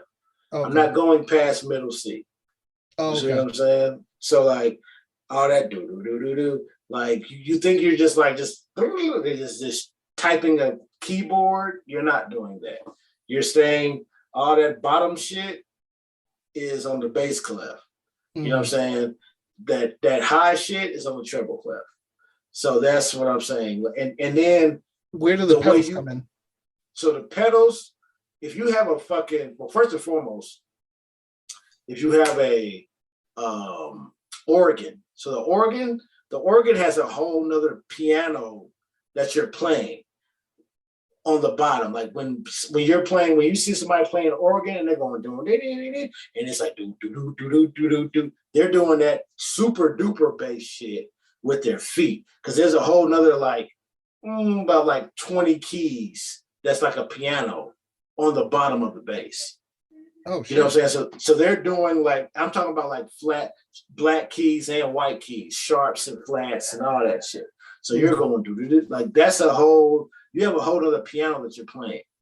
But in a piano, that's what helps you like keep it sustained. Like how a piano goes dun dun dun dun, but when it goes dun, yeah, you know what I'm saying? You're holding a pedal down. It's like kind of like playing a guitar when you have a guitar pedal. You know what I'm saying? Yeah, type shit like that. But that's still, I'm not musically inclined, so. But you know what I'm saying? All I know is Guitar Hero. When you hit the whammy bar, it's just like. Wah! So I guess that's what a whammy bar is. Okay, a whammy bar for the piano is the fucking like how you make it. Instead of like, when you hit a piano, you hit the note and it goes, dun, dun, dun, right. If you were to hold the sustain button, the pedal on the bottom, because remember how the piano has two pedals on the bottom? Yes. One is the one on the right is the one that makes the shit just hold the note open. Dun. If you wouldn't hold it, it'll go dun, dun. If you were to put it down and go dun, and once you let it go, it'll stop. You know what I'm saying? The other pedal makes it even choppier. It'll go dun, dun, dun, dun, dun, dun, dun, dun, dun, dun. It won't go dun, dun, dun. You see what I'm saying? Yeah. So like you're also doing that too. So that right there is like you're pretty much doing with snare, hi-hat, like boom, boom, you know what I'm saying? Like how you let the hi-hat go up. You hear you gotta let the hi-hat up and then take it down and shit like that. So like, yeah, that's what I'm saying about the difference. So playing piano kind of got you into a muscle, not even memory, but like muscle control of like there you go. Okay. Your hands and your feet at the same time in unison based off of the music that you Exactly. Yes. Because that's what my mom said. At first, you got to learn how to play piano first and then play drums. 100%. So like, yeah, like. Right. Shout out to Mama Dukes. She knew what was going on. Hey man, Alien Warr is a goddamn genius. Believe that, because I am one, and I'm her and my dad. They're both geniuses. So yeah, so like that, and then so after we do the walking shit, bam. Like I said, little did I know, like I was waking up early, and I just happened, and this was the last day of the show, and I like they're talking and like, oh shit, what you doing up? But I walk in on a conversation when I hear Walker say like everybody was trying to steal my drummer, and I was like, what are you talking about? I'm still a drummer. Like Drake wanted me, Meek Mills wanted me. Meek Mills shouldn't have hired that drummer. It should have been me. But again, like this is my first show with Waka. So like I wouldn't have took that. That wouldn't have been good. But I wanted Waka to sign me. You know what I'm saying? But Waka didn't want to like stay in music like that much longer. So like I'm saying, like Waka also like saw what the music game was. Like his mama and his uncle were like the beginning of Def Jam. They watched LL Cool J make my radio. Waka and Wu and Quan watched LL Cool J make my radio. And because Mama Dad and Bimmy were like, Def Jam geniuses and shit like that. So like they saw the shit. So like that's why Waka doesn't rap now. You know what I'm saying? Like he saw what the game was before even him being in the rap game. He wasn't.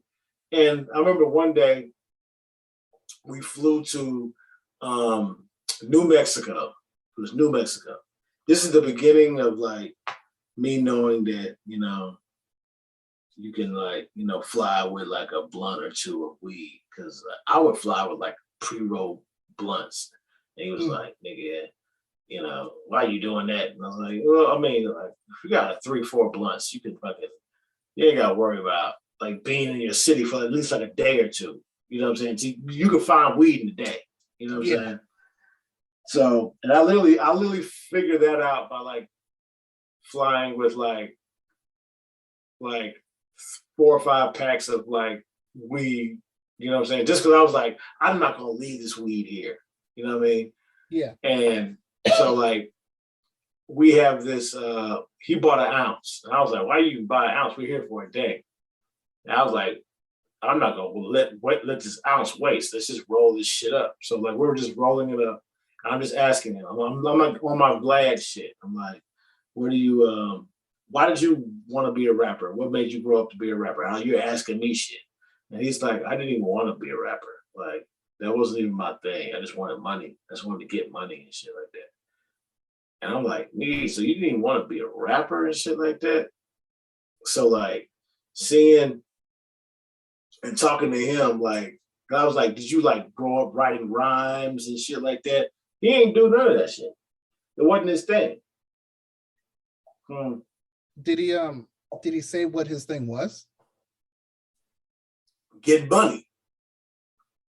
Okay. Pretty much why he's doing what he's doing now. Like why he's into Bitcoin, why he's into how he got he has a farm. He has a farm. You know what I'm saying? How he got into the what is it? Like he got a some type of doctorate where he didn't even go to college and shit like that. It's also business shit. You know what I'm saying? Like he was just like, I just wanted to get money. That's all, because he's like, I'm watching my mom and them get money. But he's also seeing like, because if you remember in the beginning of his career, he was like, I ain't trying to be no rapper. I ain't trying to be no bar spitting ass nigga. Because honestly, he's the reason why, him and Gucci are the reasons why these niggas rap the way they are now. The reason why like a song is like a minute and a half long. You know what I'm saying? But it does get you hype as fuck. It's not about the music, it's about the beat. It's about the feeling. The vibe, as they say, the younger generation. It's about the vibe. You know what I'm saying? And the vibe, the beat comes from the drums. When you think beat, the first thing you don't think like, oh, it's got guitars. You think about think about 808 and snares and hi-hats. And then everything else is on top of it. And before you keep going, this is something I wanted to ask you, and I need to ask you this before we finish, and I forget. With the software that is coming out now, with like musical engineers and everything like that, I'm just like, what type of impact does that have on live bands being like. Oh, it tears the live band shit down all the way. But here's my thing: what I want to do, because I do want to get into production now, and I need to do it. I want to also have the piano, the computer, the point, click, click, click, and shit, and the beat machine. But I want to have I want to make a video game like Rock Band Band that would teach you how to play drums like me. And that's all I would say, because I'm working on that. You know what I'm saying? But I don't know how to do it. But that's what I would really like to do. Like Rock Band Band, where you got to throw sticks up in the air and maybe even stand up and walk around. You know what I'm saying? Because make it like Rock Band Band and also like the power pad. You know what I'm saying? That'd be stupid, right? Mm-hmm. I'm giving you too much though. But like, I wish that you would. I have an idea for you, but I'm gonna say it. We'll talk about that off camera. Off camera. Shit. No, because I think we're talking about the same thing. And yes, we need to talk about that. But I wish that at least motherfuckers would at least have to get the sound that they're getting now. I wish they had to at least buy a electric drum kit. Mm-hmm. And be able to learn how to play the electric drum kit. Because the electric drum kit is set up like a real drum set. Rock Band Band wasn't set up like that. You know what I'm saying? So like but that's what I want. Tell me that I was lied to and I'm not a real drummer? No, you're not a real guitar player if you play Rock Band Band. Like, stop playing. Like, just because you can go vocals, green, blue, I got 98%.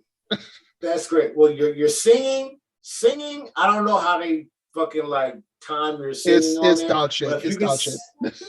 Okay, because I was just saying, like, are they really like America idling you? But if they are, then that's good. But like guitar and drum wise for a Rock Band, no. Because even the drums that they have on there, it's not drums, it's percussion. You're playing toms. That's all you're doing on Rock Band. But it's just in Rock Band, green is snare or whatever. Like, no. Like yellow might be but it's still like 1, 2, 3, 4. I only know snare. I don't know. No, I know snare and then the pan shit. Mm-hmm. Exactly. That's what I'm saying. Like me, like the what's Alien, the name of it? The hi-hat? Yeah, sure. Tell me the cymbal that goes.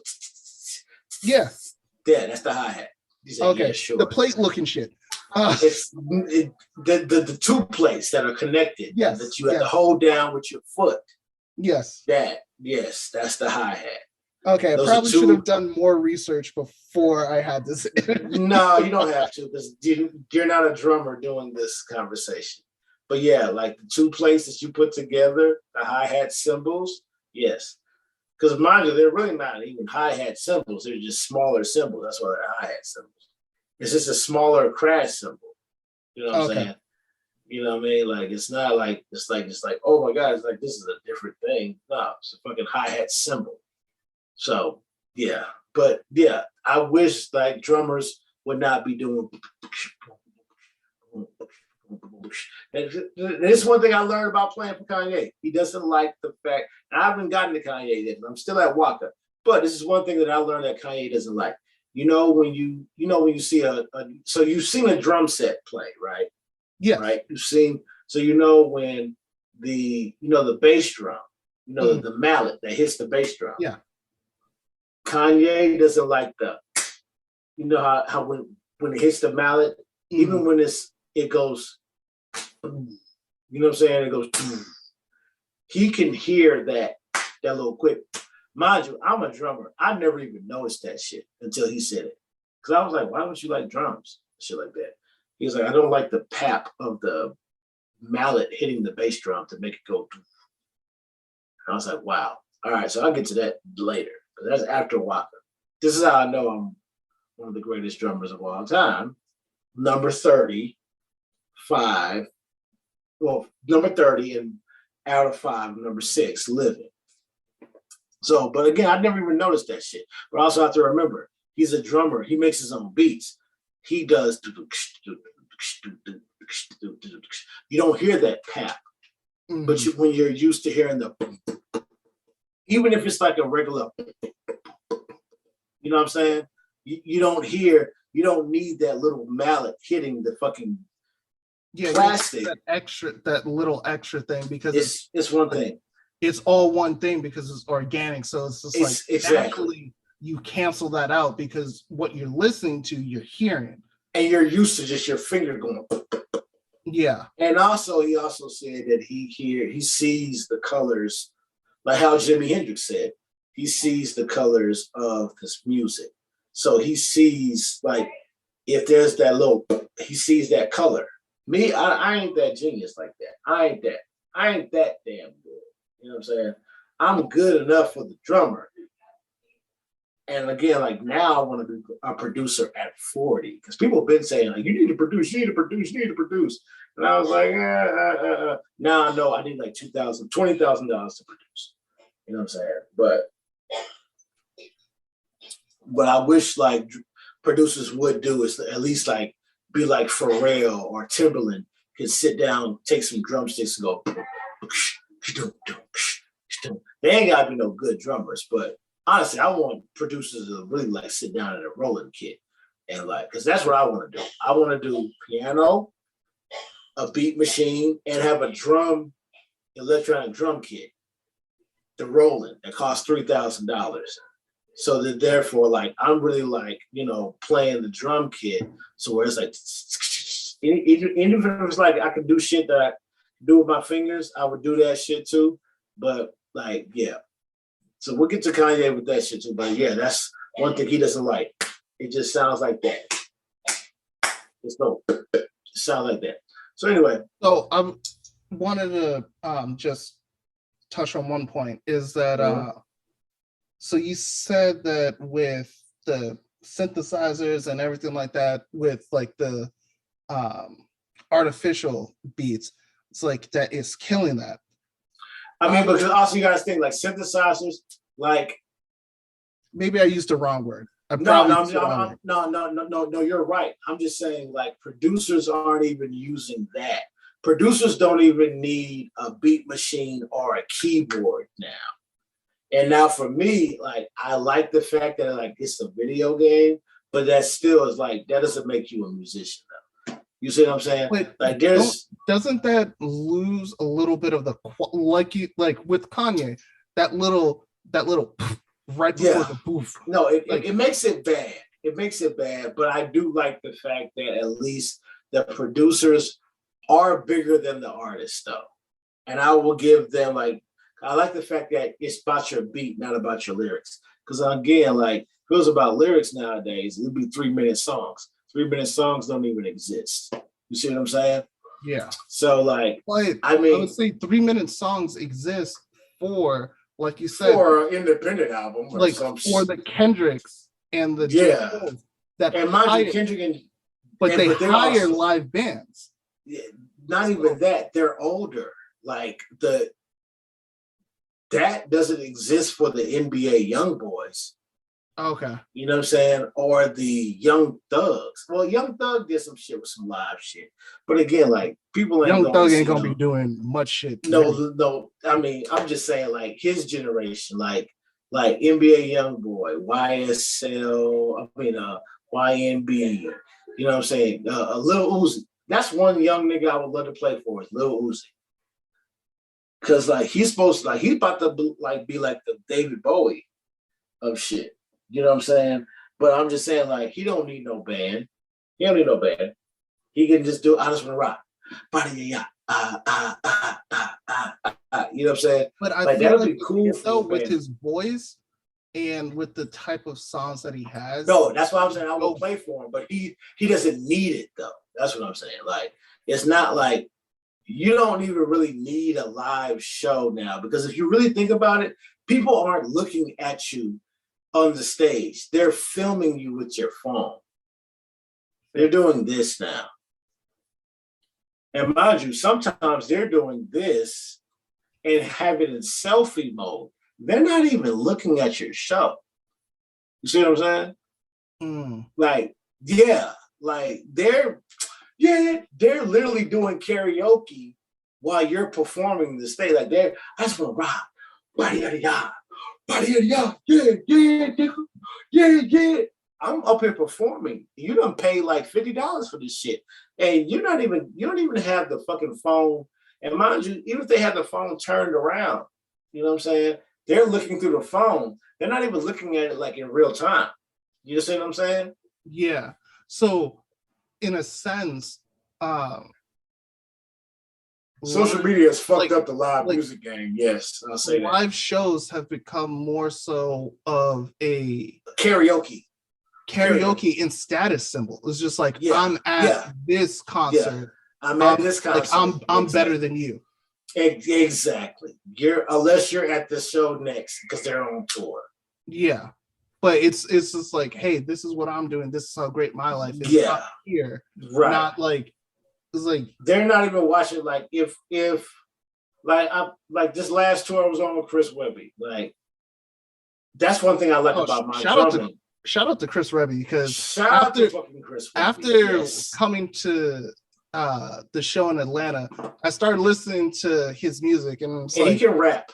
I fucks with him. and he has a lot of features. He has a feature with Busta Rhymes coming out. He has DMX's last feature before he died.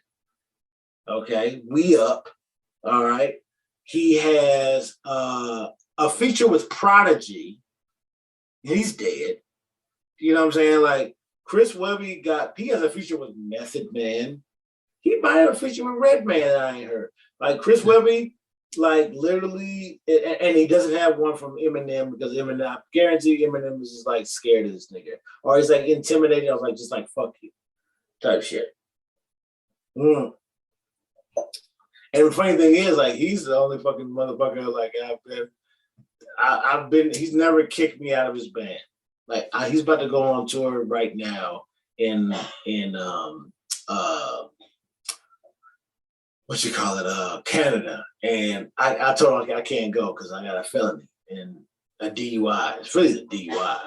And he's like, Canada doesn't let people in with DUIs. And he's not like, fuck you, you can't do nothing for me ever again. He's like, oh, I get it. You know what I'm saying? But again, that's the crabs in the barrel. He's not white. He's Italian. That's different. Because Italians are black whites over here. You know what I'm saying?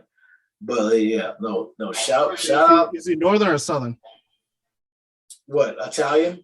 Yeah. I don't know. I just know he's like super duper like soprano Italian from Connecticut. He's your area. He's your way. He's Connecticut. I mean, yeah. I don't know. I'm from Boston. I mean, they're pretty far apart. Well, from but y'all still East Coast. Boston. That's like saying New York City, nigga. Y'all still from the same motherfucking conglomerate. No, we're different. Just like how all black people don't act. I mean, Boston people. Black people from New York and black people from Boston act differently. They do. Bobby Brown, DMX don't really. Well, that's Baltimore.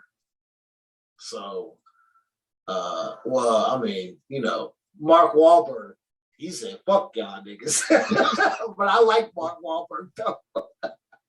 I'm an Entourage man. But, you know what I'm saying? I'm just saying, we're going to keep it quiet. But I do like Mark Wahlberg. And if he sees this, hey, give a nigga some reparations. Because he hangs around nothing but niggas, too. Like all his entourage is, that's one thing that's weird about his Entourage movie or TV show and movie. He hangs around nothing but niggas though. For real. Mm-hmm. But anyway, I'm just saying. Shout out to Chris Webby. Shout out to Chris Webby. Shout out to Mark Wahlberg and his thing. And shout out to the up north, because I mean Boston, being from the South, yeah, y'all motherfuckers, Boston. Now, if you were DC, it'd be a little bit different, even though DC is still like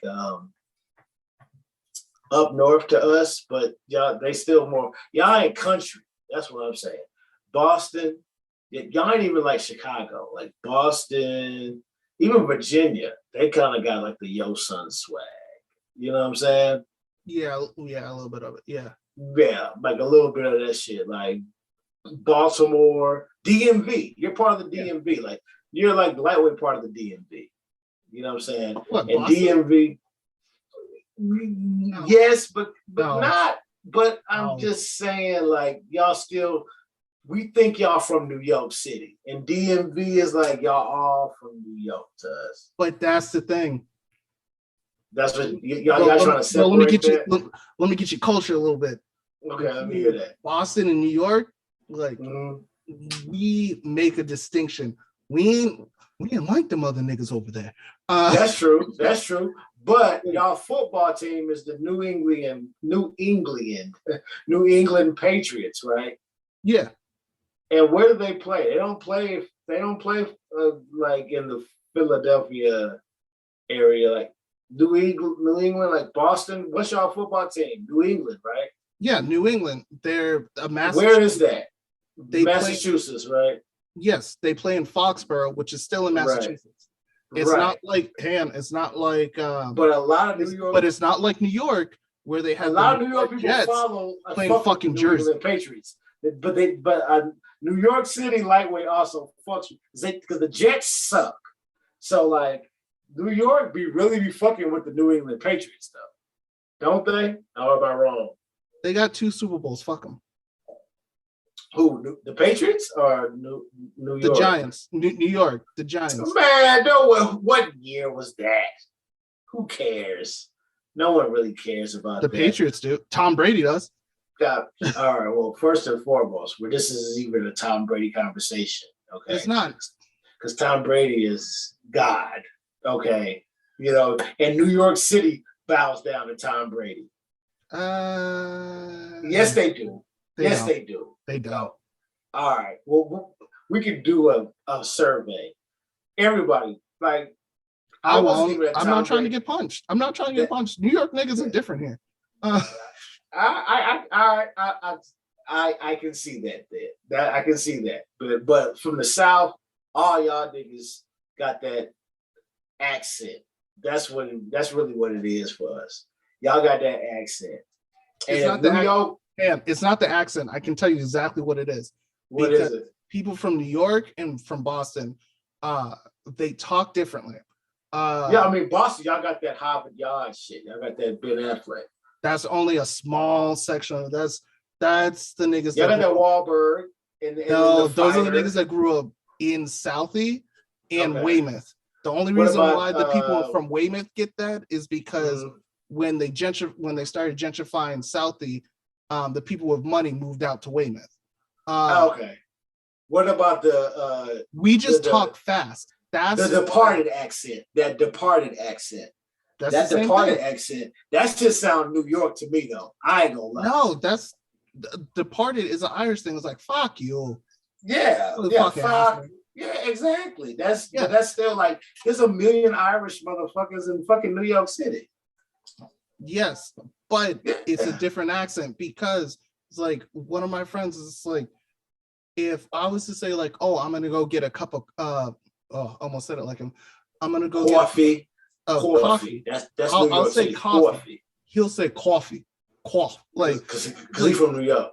Yeah. Oh, okay. Well, I'm just that's just my Southern dialect. Like all y'all motherfuckers, unless y'all come from fucking Virginia, y'all we sound the same because we talk fast. When I went down, but y'all have the English accent. Gotta say that. The Queen's English. Y'all sound like, you know what I'm saying?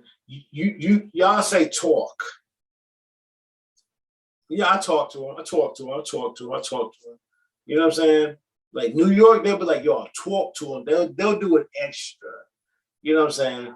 Okay, all right. That might be one word that I'll say. Yeah. You might have that one. Yeah. Say basketball. Basketball. Yeah, you say it more correctly, but Atlanta we say basketball. Bow. Yeah. You know what I'm saying? You would never say it's more of a bow. trailing. It's more of a trailing type of thing. See how you said more? You know what I'm saying? Yeah. Like, Did I? More. Y'all stretch your O's and R's. You know what I'm saying? That's all I'm saying. I've realized when I drink, like the more I drink, it comes out a little bit. It comes out. Exactly. And that's spoken like a true Boston motherfucker. You know what I'm saying? The more, the more I drink, I get fucking more like a fucking Muliani. You know what I'm saying? Like, fuck these movies. Exactly. Like y'all be sounding like, you know what I'm saying? I mean, like, that's Italian, and that's only in the north end of Boston. I'm just saying, like, even when it's like Harvard, yeah. I mean, I get like y'all got that Harvard, but it's still the New England accent. That's what we can say. Let's agree on that. Yes. I'll agree on this. Is that there are certain words that are like common that we say like New England. It's New English. Yes. Yeah. So I'll say this. One word that, and they always put it up on Facebook, is in school when you wanted to go get a drink of water. What would you call it? Like the little apparatus that you would go and just. No, we call it a water fountain. Yeah, we'd call her bubbler. Yeah, exactly. Like just like shit like that.